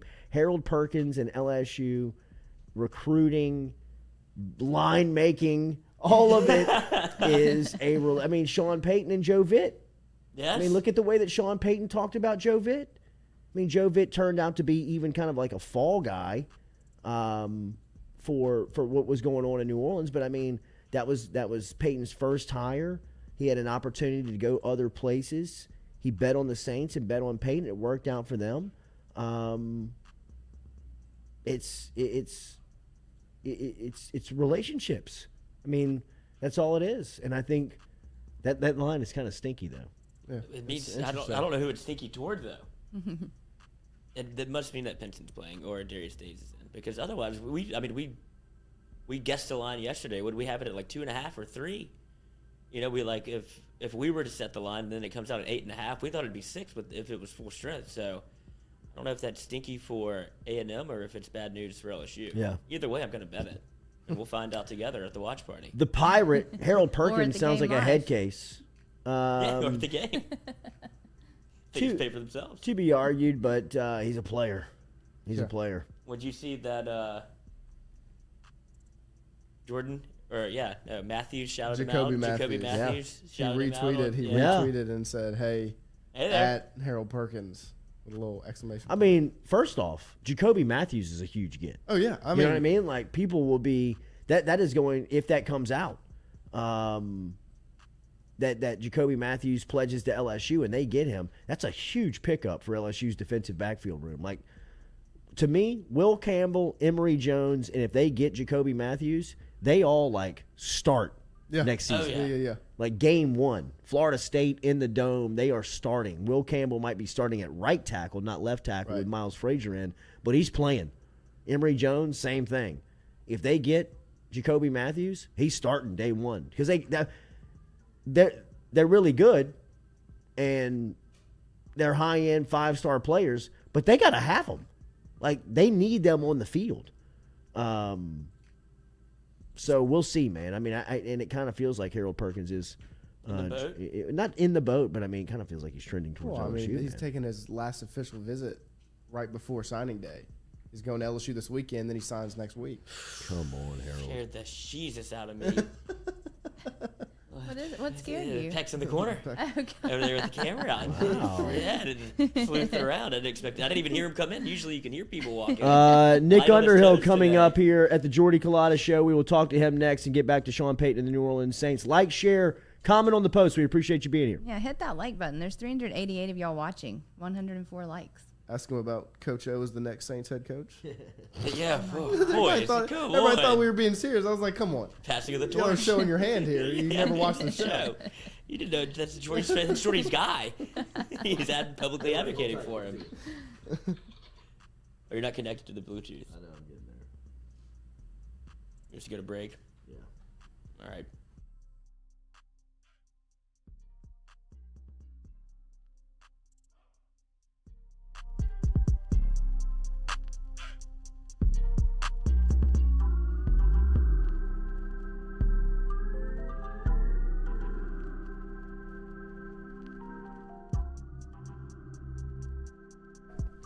Welcome back here to the Jordy Culotta Show, driven and powered by Go Chevrolet. Here on this Wednesday morning, the sports world stood still yesterday as Sean Payton was in New Orleans giving his stepping away press conference from the franchise after 16 seasons. And as we said, it's got to be one of the most successful turnarounds and stabilizing projects ever to be done in the sporting world, to see what Sean Payton has accomplished with the New Orleans Saints over the last 16 seasons. Somebody that has covered them over the last couple of years and has done it better than anybody in the business, has great relationships, and who broke this story yesterday is Nick Underhill out of New Orleans.football. We talk to Underhill every single week here for his Saints insider information. This day will be different as we spend a ton of time talking about Sean Payton, his legacy, what he leaves behind, who's going to be next, and just how incredible of a run this has been in the NFL. Nick, good morning. How are you? Hey, doing well. How you guys doing? When did you get an idea that this was even possible? So, I got an idea it was possible, but I didn't believe it at the time. I mean, late in the season, you started hearing about how Sean, this was a little different, seemed a little worn out, and he talked to people and mentioned the possibility of leaving late in the year. Look, the thing is with Sean is like over the last 3 or 4 years, I mean, this has come up more than once. I mean, he's talked about leaving multiple times, and he never left. And, you start hearing it late in the season, and you're just kind of like, whatever. It's been a long year, and I think that's why you saw a lot of people saying, hey, he's probably burned out from a long year and that, because I think these whispers were kind of circling out there. But again, you don't believe it. You think season's going to end. He's going to go away. He'll get recharged, come back and be the same guy. But, obviously that didn't happen. But as far as it turning into a more real situation, I would say probably within the last 7 to 10 days. While he was away, hearing from people, Sean's not around. He hasn't talked to anybody. The assistants, obviously, the people above me, he was talking to them, but assistant coaches and other people in the building, and people aren't really sure what's going on or what he's going to do. And that's when your ears kind of perk up, and you're like, wow, like this might actually be a real thing that happens. And then, here we are. And, even knowing it was coming, still finding out yesterday that he was actually going to do it. I mean, it was shocking. And I mean, this guy, he's as synonymous with this city is any figure, Jackson Square, Sean Payton, like he's like the Fleur de Lis, like he's imprinted on New Orleans in a way that all the iconic things about this place are imprinted on it. And he's right there with it, and taking him out is it's crazy, and it's franchise changing. And, honestly, they've been through a lot over the last 3 or 4 years. I mean, the owner is gone, the quarterback's gone, the coach is gone. I mean, this is a whole new, different organization as they head into this next phase of their existence. We were talking earlier, Nick, and I said the great way to judge or grade or look at some project is see the way that somebody found it and then judge the way that they left it. And for the way that Payton showed up to New Orleans post-Katrina, 3-13, to where he leaves it behind. I know that you weren't there on day one, but you were as embedded and as connected as anybody over the last couple of seasons. How successful of a run as a head coach has Sean Payton been? It's been unbelievable, honestly. I mean, they got the Super Bowl. I mean, that's just tough to do on its own. I mean, he was talking yesterday and just mentioning, hey, like Sean McVay, Kyle Shanahan, like all these people that are kind of defining the game now, still looking for their first one, and it's hard to get there. Andy Reid still only has one. I mean, it's hard to do, but just top to bottom, I think Sean's standard in what he held everybody to made everybody better, and I think that's why you probably have a lot more confidence in their ability to make this higher than you did with the first one. And that's not a knock on anybody. I just think that they've seen success, they've seen what it takes, and I think Peyton's been as much of a part of defining that in that building as anybody anywhere in the NFL. And that's top to bottom. And yeah, man, they left them. He's leaving them in a significantly better position. They know how to win now. They know what they got to do to succeed, and they know all the details it takes to get there. Like it's over the years, like you just hear stories about like some of the crazy stuff that Sean was picky about, and like things like having the right amount of Sharpies in a bucket because that's how many Sharpies he needed to get things prepared. And when that number's off, like people are getting lit up about it. Like those are the details so that matter. And not necessarily the bucket itself and having the exact number of Sharpies in it, but just knowing that there is a standard and you have to exceed that standard or somebody's going to hit you with it. And it's down to the smallest details. And I think everybody in that building operates that way. They know what it takes. They've been around it. And I think if you make the change to Dennis Allen, which I would put my money on him being the next head coach of the Saints, if I had to place a bet right now, I think you can keep a lot of that in place. And they aren't making a change right now because they bottomed out and they were a bad team and they're trying to find their way. They're making a change just because the guy didn't want to do his job anymore. And the team is still in a position to compete. Everything we've said about how close they are, I still believe that's true. So if they go to DA, they keep that in place. That culture that Sean built is going to live on and it's going to carry on. And I think it's going to lead this group of coaches to success. The obsessive compulsive clip that I believe will live on forever is when Charles Grant handed him the piece of juicy fruit, and the week before he had not gotten juicy fruit, and Charles Grant is like, "It's juicy fruit, man. I promise you, it's juicy fruit." Where's my goddamn juicy fruit? He spits out the week before, like, "Where's the fucking juicy fruit?" You want to lose? Yeah, right. Grant's like, "It's juicy fruit, man. I promise you, it's juicy fruit. For God's sakes." So how does the structure that is in place right now, how does it work? He has 3 years remaining on the deal. He did not close the door on coaching into the future. It seems like TV's next, and I'll ask you about that. But just from a contract standpoint, what's happening with Payton? If somebody was to come in and was to make a run at him, what type of value could the Saints get in return? I think it's right now, if he were to go, I think it would probably take multiple first-round picks. And honestly, like if you're talking about a team coming out of now and that team's the Dallas Cowboys, I feel like the Dallas Cowboys would have to pay a higher tax on Sean Payton than, say, any other team in the league. I think there's just a Cowboys tax probably at this point because they've been trying to take him forever. And I think that, you shouldn't take too kind of that. But, yeah, Sean definitely did not close the door on coaching. And part of me kind of admired the approach of him not going up there and lying to anybody about it. He just said, hey, like, basically, I don't want to coach here. I do want to coach again. I want to take a little time off.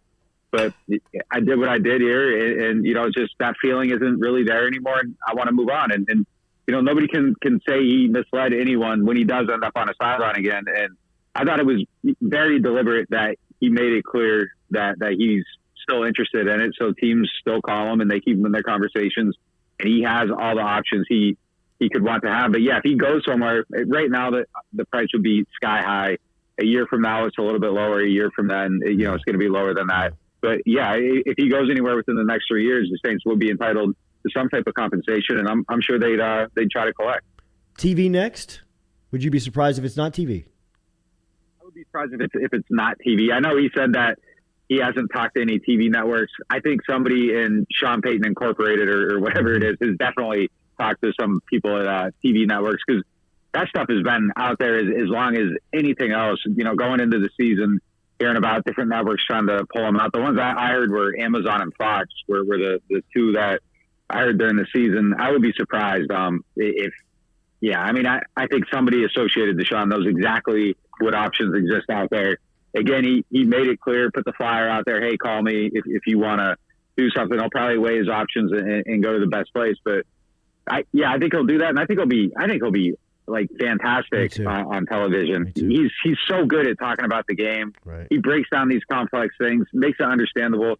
He makes everybody around him smarter. And I think the traits that you see like in the media when he's breaking down the game is why he's such a good teacher because he makes sure like people understand things and it's easy to understand what he's saying. And also the man is just an amazing storyteller. Like his anecdotes, his analogies he makes. I just think him being on TV will be extremely entertaining and we'd be enriched as football fans if we're able to watch him for a year, just talk about the league, break down the game. And I think, even if he goes back to coaching, ultimately, I think we see him in later life doing TV and being a big presence there. I said the same thing. It would be mesmerizing to see Sean Payton breaking down an offense as they break the huddle or they stand over the ball awaiting the snap to go take like Tony Romo, just to be like, I'm going to tell you what they're about to do. They're about to throw it right here, and they're going to put it right here, and this guy's doing this. And just to see his mind at work would be beautiful on a Sunday afternoon to hear him describe football. Juicy fruit. What would it be? What was it like to cover him? You covered Belichick. You've covered some of the elite in this game. What was it like to cover Sean Payton over the last couple of seasons like you have?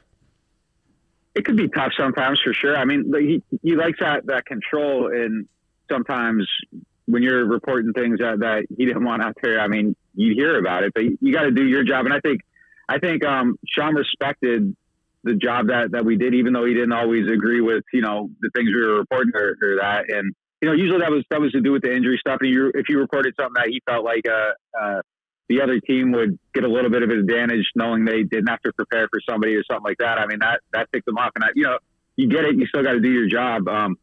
But, man, I became so much smarter just standing there listening to him talk, being able to ask him questions. And I think I picked up on that really early on when I got here that he just really likes talking about football. And if you ask him about football stuff and how things work, hey, why do you do this? Or how does this coverage work? He'd break it down. You could listen to it. You could use him as a teacher to learn about the game. And he loved doing that. And that's kind of how I used him as a resource. And even in a press conference setting, man, like it was like going to graduate school to hear football concepts. And if you use that resource the right way, I mean, it was incredibly valuable. I'll be forever grateful just to have that opportunity to be around them. And, you know, I just feel like Saints fans are smarter because this guy was up there and he was willing to talk about the game and tell them how things work. And not a lot of people do that. And not a lot of people are good at talking about it. Like we were saying about the TV stuff, like being good at talking about this stuff, being able to break down cover 2 man and the different variations in a way people can understand it isn't something that everybody can do. They might understand it themselves, but you know, true intelligence, I think, is being able to take that stuff and break it down so your audience can be at the same level as you in some capacity. And that was Sean's gift. And again, I think that's the thing that made him an amazing coach, is just the way his mind worked, the way he can break stuff down, and the way he's able to communicate.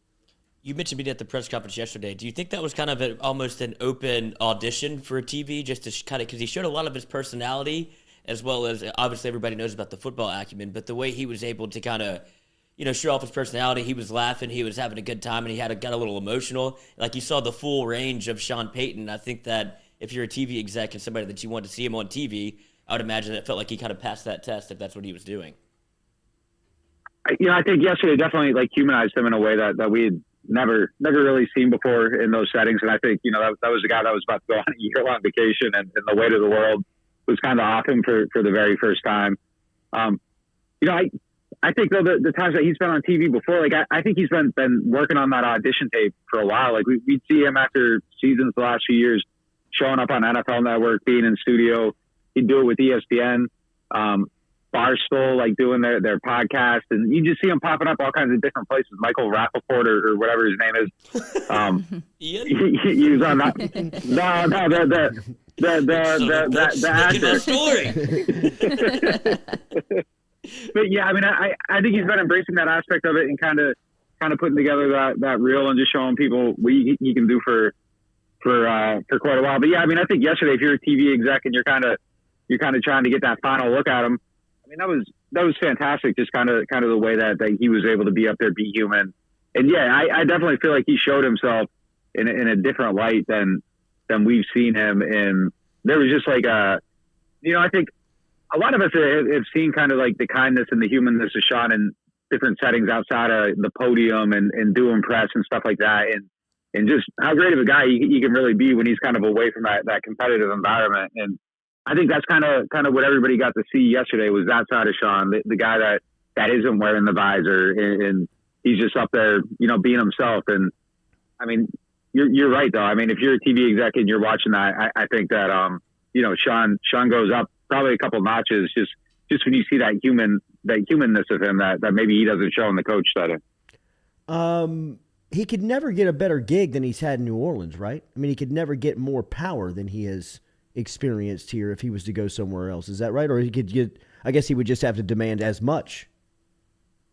Well, I mean, I don't know if that situation exists anywhere else, honestly. And I mean, the biggest evidence of that is that salary cap. And we talk about this thing every year, and it's such a big deal, and people freak out about the huge numbers, and then they dig their way out of the huge numbers. And the reason they're able to dig their way out of those huge numbers, when you're cutting $80 million from the cap, somebody's writing $80 million in checks that got to be paid today, and that's the owner. And I don't know that you're going to get Jerry Jones to cut $80 million in checks on top of what he already wrote, messing up his cash flow, you know, messing up the money he's able to invest short term. Like a lot of people are going to keep a closer eye on those type of things, and closer eye is the wrong word, but they're going to ask more questions, and there's probably going to be more pushback. Whereas Gail's just supporting the team, and she's doing what the coach is telling her needs to be done. And that's why a lot of people consider her to be one of the best owners in the NFL. She's doing whatever it takes to keep this team competitive and giving them the leeway and the power and the authority to run it with trust and do what they need to do to be successful. And it works. But I don't know if other places you're going to get that. And, you know, I think if you're a Jim Irsay and everybody in the league is writing these stories about the cap and cap hell and you're mismanaging it and all that stuff, I think people like that are going to start poking around. They're going to start hearing the noise. Maybe they aren't going to have the same level of trust, and they're going to ask questions and have pushback and maybe not understand it the same way. because what the Saints do does work, but it's unconventional. And, you know, it's kind of like you read Moneyball and like in the book, it's, you know, sometimes I feel like people that talk about this stuff are like the scouts that are talking about like, you know, what a guy's girlfriend looks like and trying to equate that to the baseball. And it's like, this is such outdated thinking and stupid, but I think the Saints are kind of at the forefront of doing things differently. And when people do that, people get uncomfortable and they don't understand why someone's not operating within the norm. And just that one example, I don't think you get in another city. And like you said, he's never going to have as much power as he has here. But I think it's just a situation where you've just been at the same place for so long. You've been looking at the same walls. You're walking through the same doors, seeing the same people. And at some point, it just becomes too comfortable, and you lose that drive and that competitive edge that you know pushes you forward. And look, man, like you guys doing your own show, I'm sure like there was a reinvigoration that you still feel to this date that maybe you didn't feel before, and it gets that competitiveness that you had at the beginning to climb the mountain. It gets recharged, I think, when you get into the right setting and a different setting. And I think maybe that's probably what Sean's looking for right now. And I think he probably stopped feeling that last couple of years, started getting that feeling like, hey, it's time to move on, and he did. But yeah, I think in the long run, he's sacrificing something in terms of power and control. And, you know, I'm sure Jerry Jones or whoever else would promise that to him. But is it going to be there 2 years down the road? I doubt it. I mean, he's never going to have what he had here. Yeah. You mentioned Dennis Allen. I'm with you. I think he'll be the next Saints head coach. Is there a world where Sean Payton takes this year off, gets his batteries recharged, and looks back to the Saints, and Dennis Allen would be totally cool with, hey, I'll slide back to defensive coordinator if you want to come be head coach? Or do you think that would be contentious in any way? I mean, people that are waiting for that need to get out the dating apps and start swiping and looking for something. That old one's gone, man. That old one's gone. He's not coming back. He's not coming back. I mean, that was the guy that was leaving. You know, he's leaving because I think he felt like he ran his course here. I think it's done. I don't see a scenario where he's ever back here. Wow, that's crazy. Dennis Allen as the next guy. He makes a lot of sense if the Saints were to get him. As you said, they keep the Sean Payton culture that has been instituted over the last 16 seasons. How does it look any different? What else does he bring to that position? I think you know, he put his own stamp on it. I think that there'd probably be a little bit of a difference in how things are run behind the scenes. You know, I think just the way he relates to people is a little bit different, but I think he's still demanding in his own way. It's just maybe a different approach to getting to the same product. But you know, mostly it would kind of be, you know, business as usual in a sense, because I would assume that all the coaches would probably maintain their jobs. There might be a couple changes. You'd still kind of have the same Sean Payton offense. Nobody knows that better than Pete Carmichael. He's been sitting next to him for a decade and a half, going through all the game plans. And you know, the thing about Pete gets overlooked a lot because he's not a guy that's out there that's promoting himself or looking for attention. And I think he's the rare guy in the NFL who's just happy to have his job, and he's not looking for anything else. But a lot of the stuff they come up with in these wrinkles that tear teams apart and stealing plays from other teams and making them part of what they do, that's Carmichael, and working late nights and studying tape and finding these different things to bring and present. So I think he gets overlooked for his contributions, and you know, kind of all went back to Sean, and everything everybody did was kind of, you know, placed into Sean and Sean's offense. But Carmichael, I think, is going to be able to run that system. I mean, I'm not going to sit here and act like losing Payton isn't a blow. Like, that's going to be a huge blow, and just his feel for the game, the way he calls plays, putting the game plans together, all that stuff. I don't know if that can be totally replicated, but if there's going to be somebody that's going to run that offense, I mean, you got the guy right there. And then we saw what DA did last year. I mean, losing him and Payton in the same offseason would be kind of devastating. I'm not really sure that there's a lot of coordinators right now who are as is Dennis Allen. He's definitely at the top of the heap, I think, as far as coordinators, offensive or defensive. And the Saints know what happened in Oakland. They know what DA can do better than any other team. I think that there's probably a feel around the league that he'd be a little bit risky. And, you know, if you're a GM making a hire and you're a new GM, you get hired, you know, your polls going to Chicago. You hire your coach, it doesn't work out, you probably outlive him and get a chance to hire another one.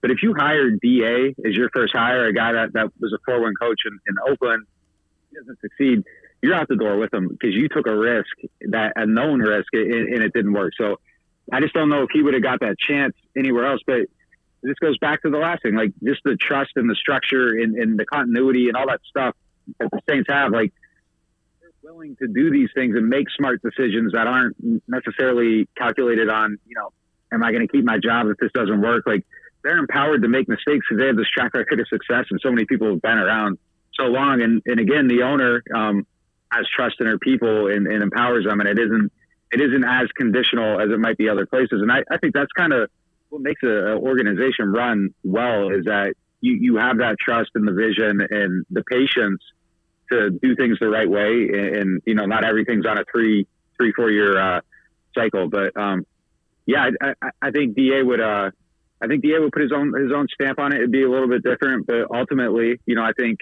being able to run what you do and what Sean's done is the best case scenario here. The only thing that I think would be difficult, and that they'll have to try to figure out if it does go that way, is that it needs to be DA's program. It can't be DA running Sean's program. He can't be trying to do everything in the voice of Sean. He needs to do that stuff in the voice of DA, and I don't think that'll be a problem. The fact that he was a head coach before, I think, allows him to know what he did wrong, what he would do differently. Having that experience and having that failure, I think, is going to make him better going forward. But yeah, I mean, you look at like the Belichick clones, and they're out there. Matt Patricia, got the little pencil in his ear like Bill and trying to be Bill. Like you can't try to be somebody else. You got to be yourself, and that would be the main thing. Is if you're stepping into Sean's shoes and working with Sean's staff, you got to find a way to not be Sean. And I think that would be his biggest challenge. First ballot Hall of Famer? I don't know. I think first ballot, I think he's on the cusp. Uh-huh. I think there's a lot of one ring coaches that don't get in. I think Sean's innovation impact on the league. I think that case has some nuance too. I think they got robbed of one in 18. I think that was their title then, and Bill Vinovich decided to give it to somebody else, and he's coaching a championship game this week, so we'll see who he puts in the Super Bowl this year. There you got, Billy. Yeah. Yeah, right. But he knows the spread. You prick. Sky. But I think he's on the cusp, and I mean, if he comes back and he has a little more success, I think it's easy. Right now, if he never coaches again, I think he's a cusp guy, and it kind of comes down to the presentation and what people in the room are feeling. Sean's got a lot of friends in there, so maybe he would get in. There was a lot of mending of fences over the last few years. Right. If you Peter King. if you look at the yeah. NewOrleans.football is the website. There is a ton of traffic that is going to that spot today because of the news that is not really rocked the NFL world, but it is shaking it up. You can tell this is a big story within sports. I said that this one crossed over to mainstream. I was watching headline news yesterday, and this was the only sports story that they were focusing on, was Sean Payton walking away from the New Orleans Saints in the NFL. And nobody's got better information on it right now than Nick Underhill. He's here weekly during the football season, and a great resource for us. Thank you, Nick, and I know today is busy. Good luck, man. All right, there he is, Nick Underhill checking in this morning here on this Wednesday, talking about the Sean Payton stuff. Yeah, I kept kind of diving in and out like on certain points, but it was great. It was great information, and we appreciate him stopping by here on the Jordy Culotta Show. We're brought to you by Hub International Insurance. Remember, get in touch with our friends over at Hub International Insurance if you've got any questions about how they can help your business out today. They're located here in Baton Rouge. They've got a spot in Baton Rouge just off of Essen Lane that you can get in touch with some of their trusted professionals over there. If you want to call up there, you can, 225-218-2400.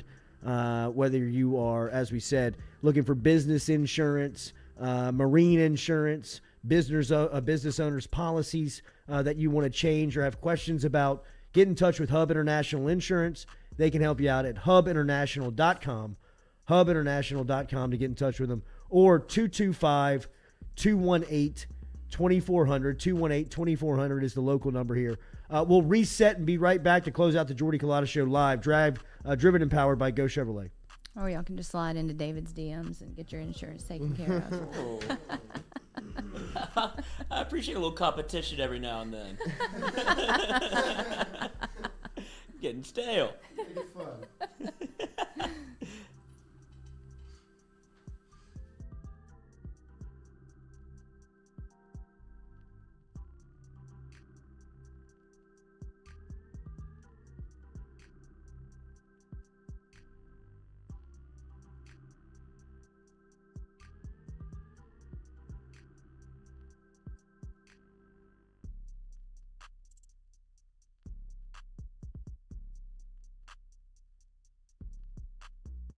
have questions about your finances? Are you looking for recommendations from a skilled financial advisor? Get in touch with our friend Daniel Newman over at Edward Jones. You can find him easily by logging online and shooting him an email at daniel.newman@edwardjones.com. That is daniel.newman@edwardjones.com. Whether it is help with your 401k or just fiscal advice heading into the new season, get in touch with Daniel today. Best way to do it? Email him, daniel.newman@edwardjones.com. He's our experienced financial advisor. Let him be yours, daniel.newman@edwardjones.com.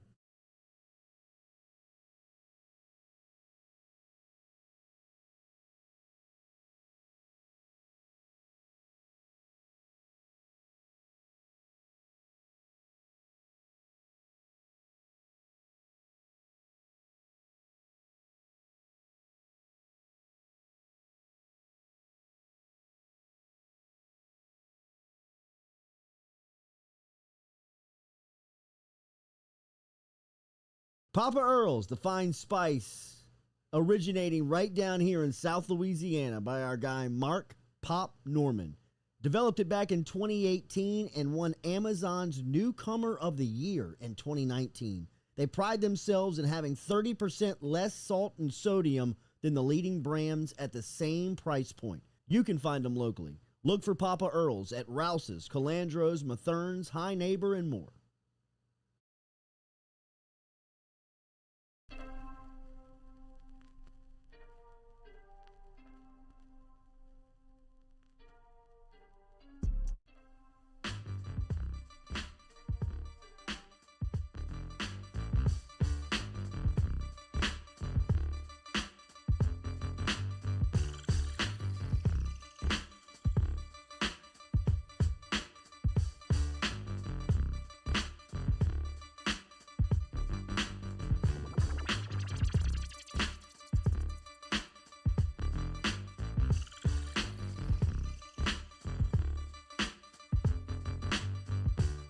All right, welcome back here to the Jordy Culotta Show, driven and powered by Go Chevrolet. Appreciate you starting your Wednesday with us. Hit that like and share button if you don't mind, as we will be back with you this morning at 11 a.m. Be back with you tonight for a watch party.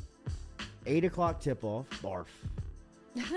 Between LSU and A&M. See if the Tigers can get right here in SEC play. What's the line? Whenever You said 8? No. Whenever like you look forward to 8 o'clock tip, and now you're like, I can't do an 8 o'clock tip. Kids. Just the kids. It's kids. For sure. It's only kids. Because I'm sure I'd imagine if you go to LSU right now, you're thrilled that it's 8 o'clock tip. Yes. Sure. You get to go maybe hit I the bar Absolutely. before. I even think single. Yeah. You know, I mean, like, there's no, Something to do. Yeah, It's just something to get literally out of the house. kids. No, it's kids, man. It's kids. Just so many responsibilities. Noah that come has to along with go. them. I mean, it's work. Yeah. I hate that My for job. you. Well, Yeah, Noah's I hate It's that. so hard. I mean, 8 o'clock feels like noon for a 20-year-old. I Probably. Especially if I get my nap in. mean, Yeah. 8 o'clock's lunch. I mean, I got to Noah- start like pre-gaming at like 5 to do like an 8 o'clock. Noah, did you do the research on where's our referee at this weekend? The man that gave the Los Angeles Rams a trip to the Super Bowl. Vinny's gonna do the Chiefs and Bengals. Oh, Refereeing the old Joe. Oh, no. son of a bitch. I mean, Eh. Is he going to do it again? They're the execs want Kansas City. 100%. Absolutely. But the execs wanted the Saints, right? I mean, the Saints were a bigger. I mean, I know that Los Angeles is a huge media market, but the Saints, for a while there, felt like America's team. Was that their first year in Los Angeles, though? I don't know if it was their first year in Los Angeles, but it was their first year in Los Angeles where they made a run. Where Right. they had gotten kind of deep in the playoffs. So, I mean, yeah, I mean, it makes sense in the way of. I mean, I would imagine you wanted Breeze and Brady, though. I can't. Not Goff and Brady. I mean, 13-3. what a game. Oh God, that was a terrible football game, man. Do you think that we're in similar territory this year with, after watching Bills, Chiefs, like that's probably the best game we're going to see all year? Like, you really can't top that. I mean, I know the Super Bowl is the Super Bowl, but I don't see it. I mean, a team scoring with 13 seconds left to go to overtime and then winning it in overtime at home was electric. Burrow would get killed by the Rams, right? I mean, they can't protect him against Right. Aaron Donald Oh and my Von Miller and gosh. those guys. He would get murdered in that game. Aaron Donald. I mean, if would he eat him got sacked alive. 9 times against the Titans, the Rams could. I mean, It's they a could put him terrible around matchup. 15 times. Oh, no. Joey. Is he the most sacked NFL player of all time right now? Not all time. Not all time. I think getting that's David there. Carr. David Carr. That was guy. I mean, How does that guy that was get out of brutal bed? on that was brutal on like a illegal. Yeah. We don't have a team yet, but let's draft a quarterback first, and then we'll build Right. around him. Yeah. This is. Yeah. I want to go back to Fresno We're gonna State. start throwing it 30 times a game Yeah. too. Who was their coach? Cody Boudreaux, Whoa, good. Well, what a fall from grace. $5 super chat for Cody's apologizing about something. What's going on over there? I think they were just having the New Orleans talk, like the dirty city talk, and people were getting mad at him. Maybe. And he said, if you're over the age of 12, you can't wear a jersey. I agree Oh, with that. I agree with that. Yeah, Dom Capers. 12 is the line, though? 12 is I young. think 12 Yeah. I think I could wear a jersey. 12 is young. I think it'd be fine. I mean, no, anyone could wear a jersey. Yeah, but I'm just saying, like, I think it would be I could wear a socially jersey. accepted for me as a 19-year-old to wear a jersey. I mean, I Yeah. see No, you can get away grown with men it. wearing Yeah. jerseys I all mean, the Von time. Rosenberg's Doesn't running mean I around like in Jersey every day. Yeah. How old is he? 31? That might be too old. 57, I That think. doesn't Yeah. mean it's a good look, though. Might be too old. I think post-college is the cut. Yeah. You know what I mean? Sure. Post your true college year. So what's that, 23? 25. 27? A You lot know of people what I go to mean? school for For 7 some of years. us. But I I'm don't just know. I saying wouldn't for, be into it in college either. Like on a guy. but I mean, like if I was a student and showed up to a basketball game wearing Right. like a I don't do like a Nasri jersey, Timberwolves but I'll put jersey. so I'll do the jersey over the hoodie. Yeah. Yeah, Okay. yeah, yeah. That's You can usually- do that. that's That makes usually it better. the move, Yeah. And That you don't makes want to it be. You better. can't be rocking around sleeveless. That's bizarre. Oh my God, that'd be I mean, you amazing. could, but a lot You're of old people, enough. like, let me do that and see what it looks like. Chest hair popping out Lloyd, the let's side. you and I do that tonight. Yeah, we'll both wear Just jerseys. Nothing Just under jerseys. I mean, they would be looking. It's not at me. it. No, they'd be looking at both of us. What's this guy wearing? It's not her What son. are they doing? What jersey would you wear? Man, the last jersey I think I ever owned was probably, I think Cordell Stewart was back in the day. So I was like 10, 9. I wasn't a big jersey guy. But if I had to pick one, you go classic. You go, Pete Maravich, throw that thing on. Shaq, Wow. throw one of those ones. You go old school. Kirby Puckett was my last jersey. Wow. Wow, baseball. Eighth Kirby grade. Puckett. 8th grade. Oh, that What's was your last jersey? You remember? Do you have a jersey? Do you wear a jersey? I mean, not really. They're very expensive. They are. Well, we got And you a don't guy. want to just go get just a normal basic jersey. Like you want like a nice one, like the Vince Carter throwback, like something like that. You know what I mean? Yeah. But I have I got Max a Tyler Hero in the blue Miami Vice yeah. kind of, and so Max is gonna be a problem. Yeah. Yep.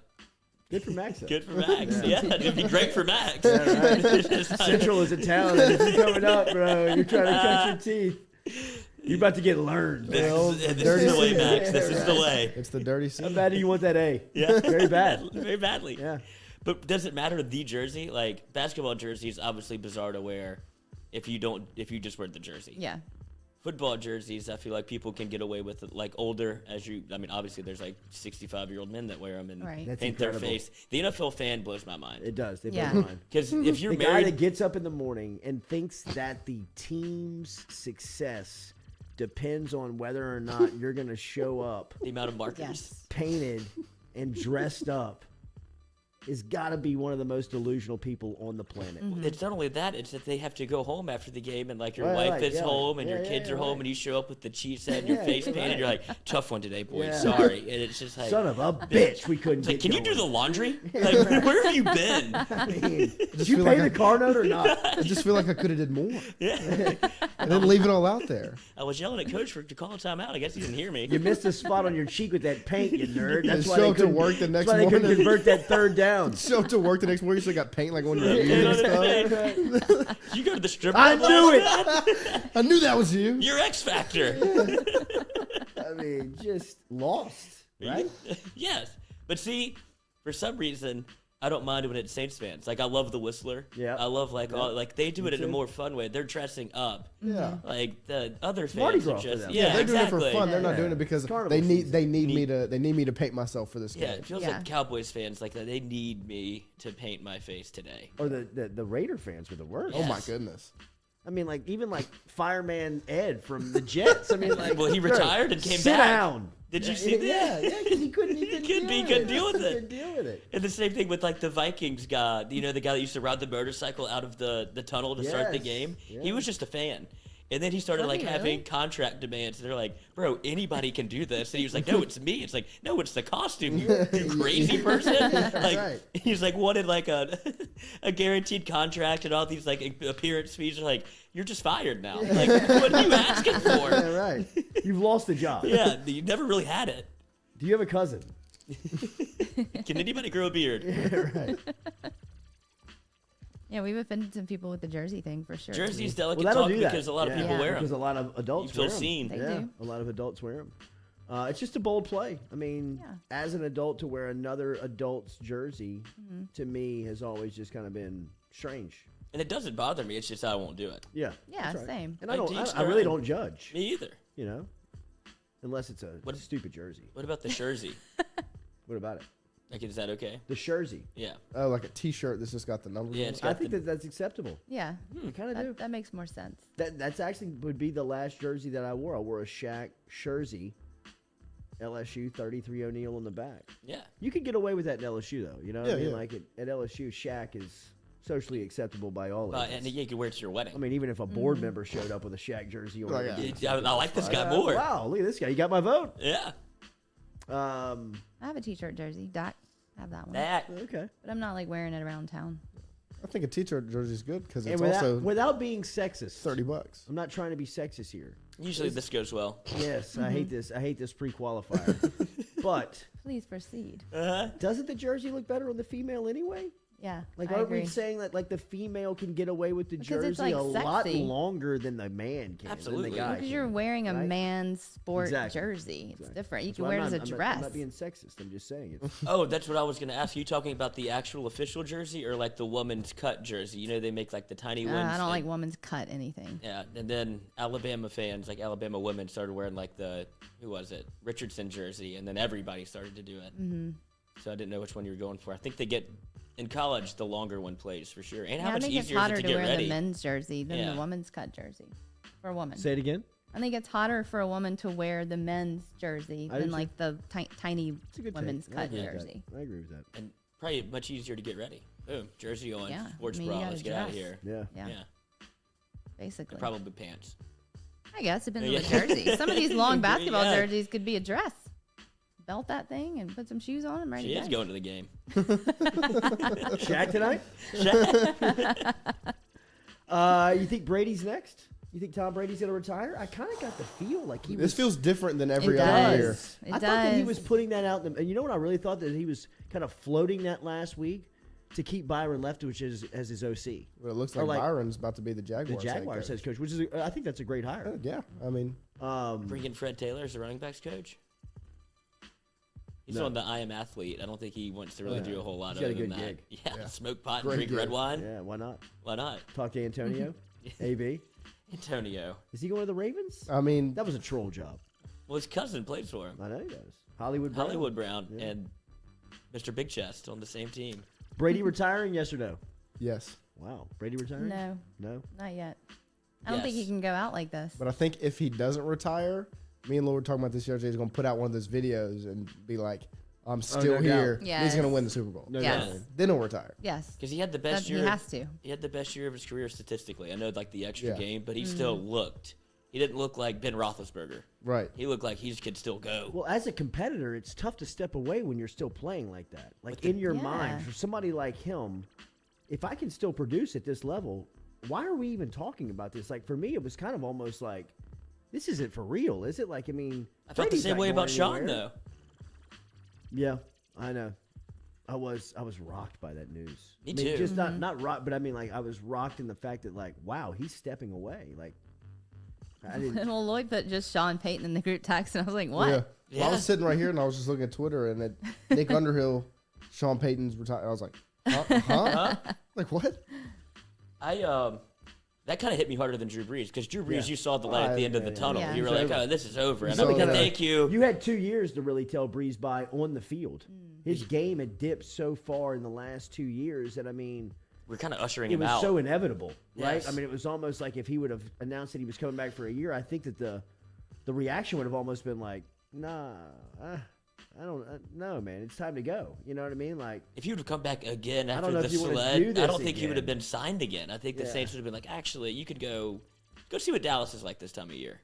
Right. You know, go Oakland. Um, But Sean Payton came out of nowhere, and I just well, I respected mean, he's him. coming off of his best coaching season. Bryant is what put him under. It's like, this was way too fucking hard. Right. Yeah. Yeah. I haven't had to do this in so long. I mean, Yeah. the first 2 minutes of the press conference, he's like, "Man, I miss Brees." You Yeah, know what I mean? yes, Like, exactly. I mean, he was like, he was. That's why he was so honest yesterday. I mean, that press conference, I watched it twice. I mean, it was like one of those things that like you learn more watching it the second time, because the first time when you're watching it, you're kind of like, You're not absorbing Stunned. it. yeah, you're you're just stunned. like, look at this. I mean, like, listen how honest and how relaxed and how relieved and how just moved on he feels. Like this is the decision he wants to make, right? Like, I mean, he's comfortable in this.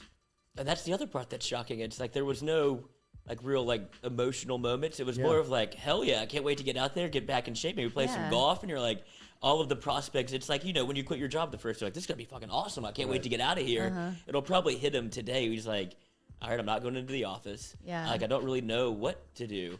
But he seemed very comfortable with his decision, and that's what's also what was shocking. Yeah. But I mean, guess, he sat there for an hour. yeah, You that's know, what I'm saying. He didn't mind. It didn't feel like he was under and time he constraints. tells you at the beginning, I am going to answer every single question until you don't have one left, and I am going to tell you everything that I'm feeling. So I mean, it was almost like a therapy session. Yeah, for that's Sean cool. Payton. I mean, like he like sat down, got the mic. I mean, you could tell he was a little nervous at the front end.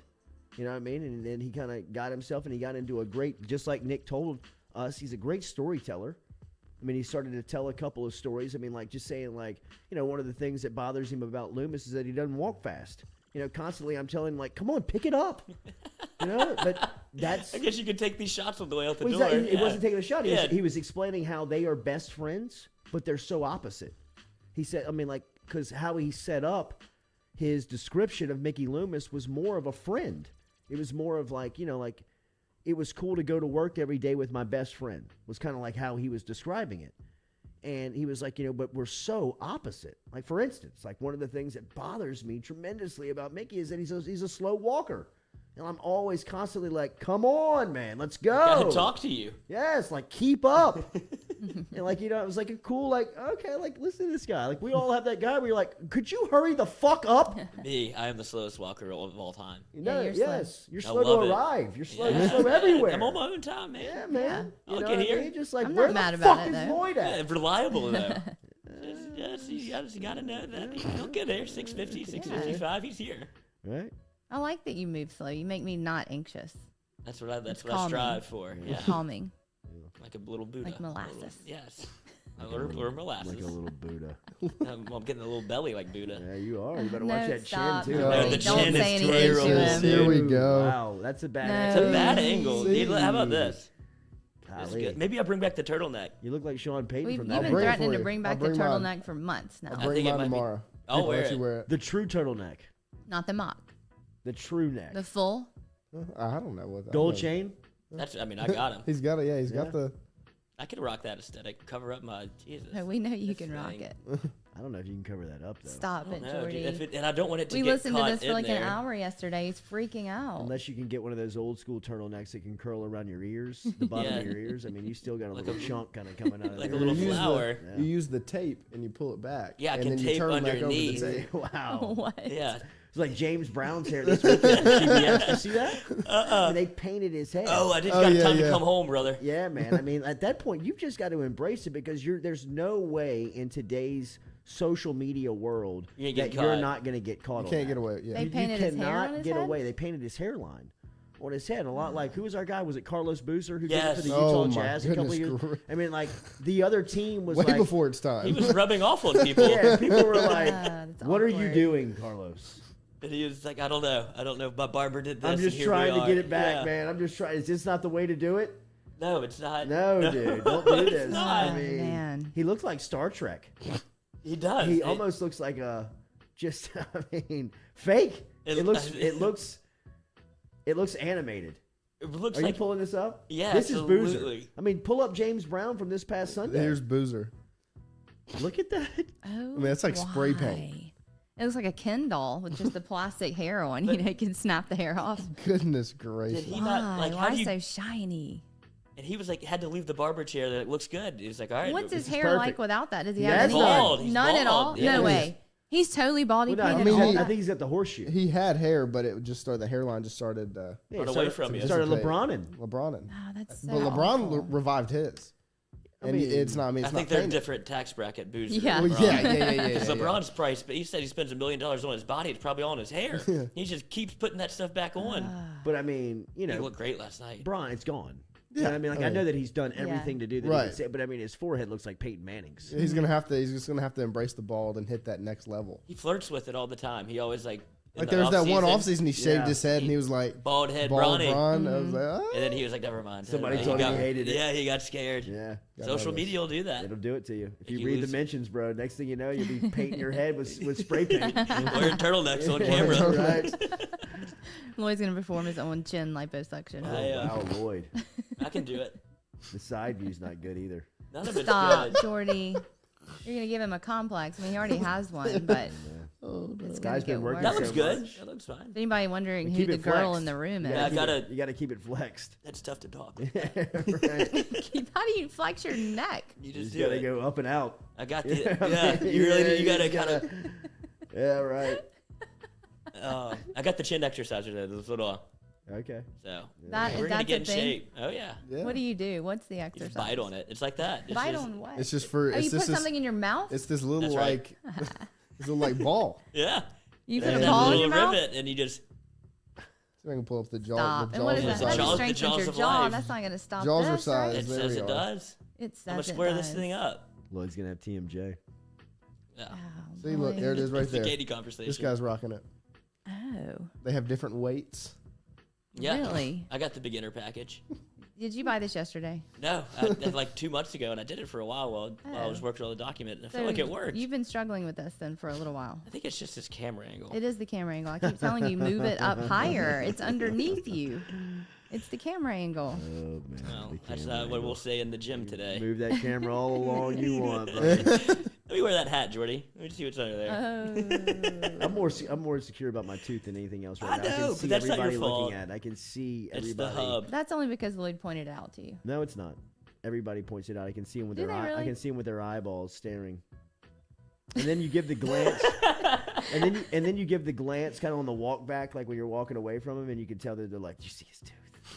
And you know. Yeah. And there's Well, no. I didn't notice it until Lloyd started talking about Don't it, lie. honestly. I didn't. And I mean, I'm not staring at your mouth all the time, but I see you every day, and I really didn't start noticing it. Now it's all I can look at. Thank you, Katie. It's a great segment. Yeah. Who's next? Well, what about your armpits? Careful. Hey. Careful. It's a medical condition, all right? So is So his is tooth. Lloyd's chin. That's morbid obesity. Damn, Lloyd, you gained, bro. I gained. Well, that's why I don't weigh myself. I just stare at the mirror and I figure it out. What's your playing weight? I don't know if I weighed myself in like 2 years. I would say probably like 155, 160, 165. Got up to like one. Wow, coach, that's a 10-pound window. Yeah, that's like if we were get on the sauce. Yeah. Get up to 165. Trying to gain. Yeah, get ready for spring break. Sure. Spring break. Senior year. Senior year of football season. Seat at the table. Yeah, right. Did nothing. Like you could just gain like 8 pounds. It's like God, I feel terrible too. Right. Maybe we could get a sponsor to come in here and just do all the things to us on camera. That'd be awesome. Inject Noah's armpits with Botox. Yeah. Send me steroids. Do Kai Bella I under can your get you chin. those. How would you go? Let's talk off the air. I would do. Whoever wants to do. If there's a fitness thing out there, I'll do it before and after. Give You me a would? little sponsorship. I'll get in the gym. Really? Oh, You do yeah. it before and after? Now's the time. I've never been fatter, so it'd be a great picture for the before. It's after the holidays. We talked about this. Damn, I didn't really eat anything. We all got to just slim it down a little bit. A little bit. I'm just bringing We're y'all in all- here with yeah, me. we're We all have to. We're all cutting. I'm in a gain period. It's winter. You get in the Yeah, game that's period. right. That's why we're all wearing Christmas hoodies. through New Year's. Yeah. We're all just hiding inside. Hot as hell in here. Fluffy, Yeah. sweating. Sweating. The trash bag underneath this. A jog here. So it takes me so long. Rocky. Eating in the streets. Eating the streets. Hang up the meat. Looking good, Jordy. All right, have a great day out there. We'll be back with you tomorrow morning at 7 a.m. Mic'd Up will be here at 11 a.m. Make sure that you are subscribed to Mic'd Up. We are looking forward to checking out what Mikey's talking about at 11 o'clock this morning over on his YouTube station, a part of the FM Digital Media Network. We appreciate you being out there. Make sure and hit that like button, share button, comment button. We'll be back with you tomorrow morning at 7 a.m. as Ghost Chevrolet drives us every single day. Just throw up.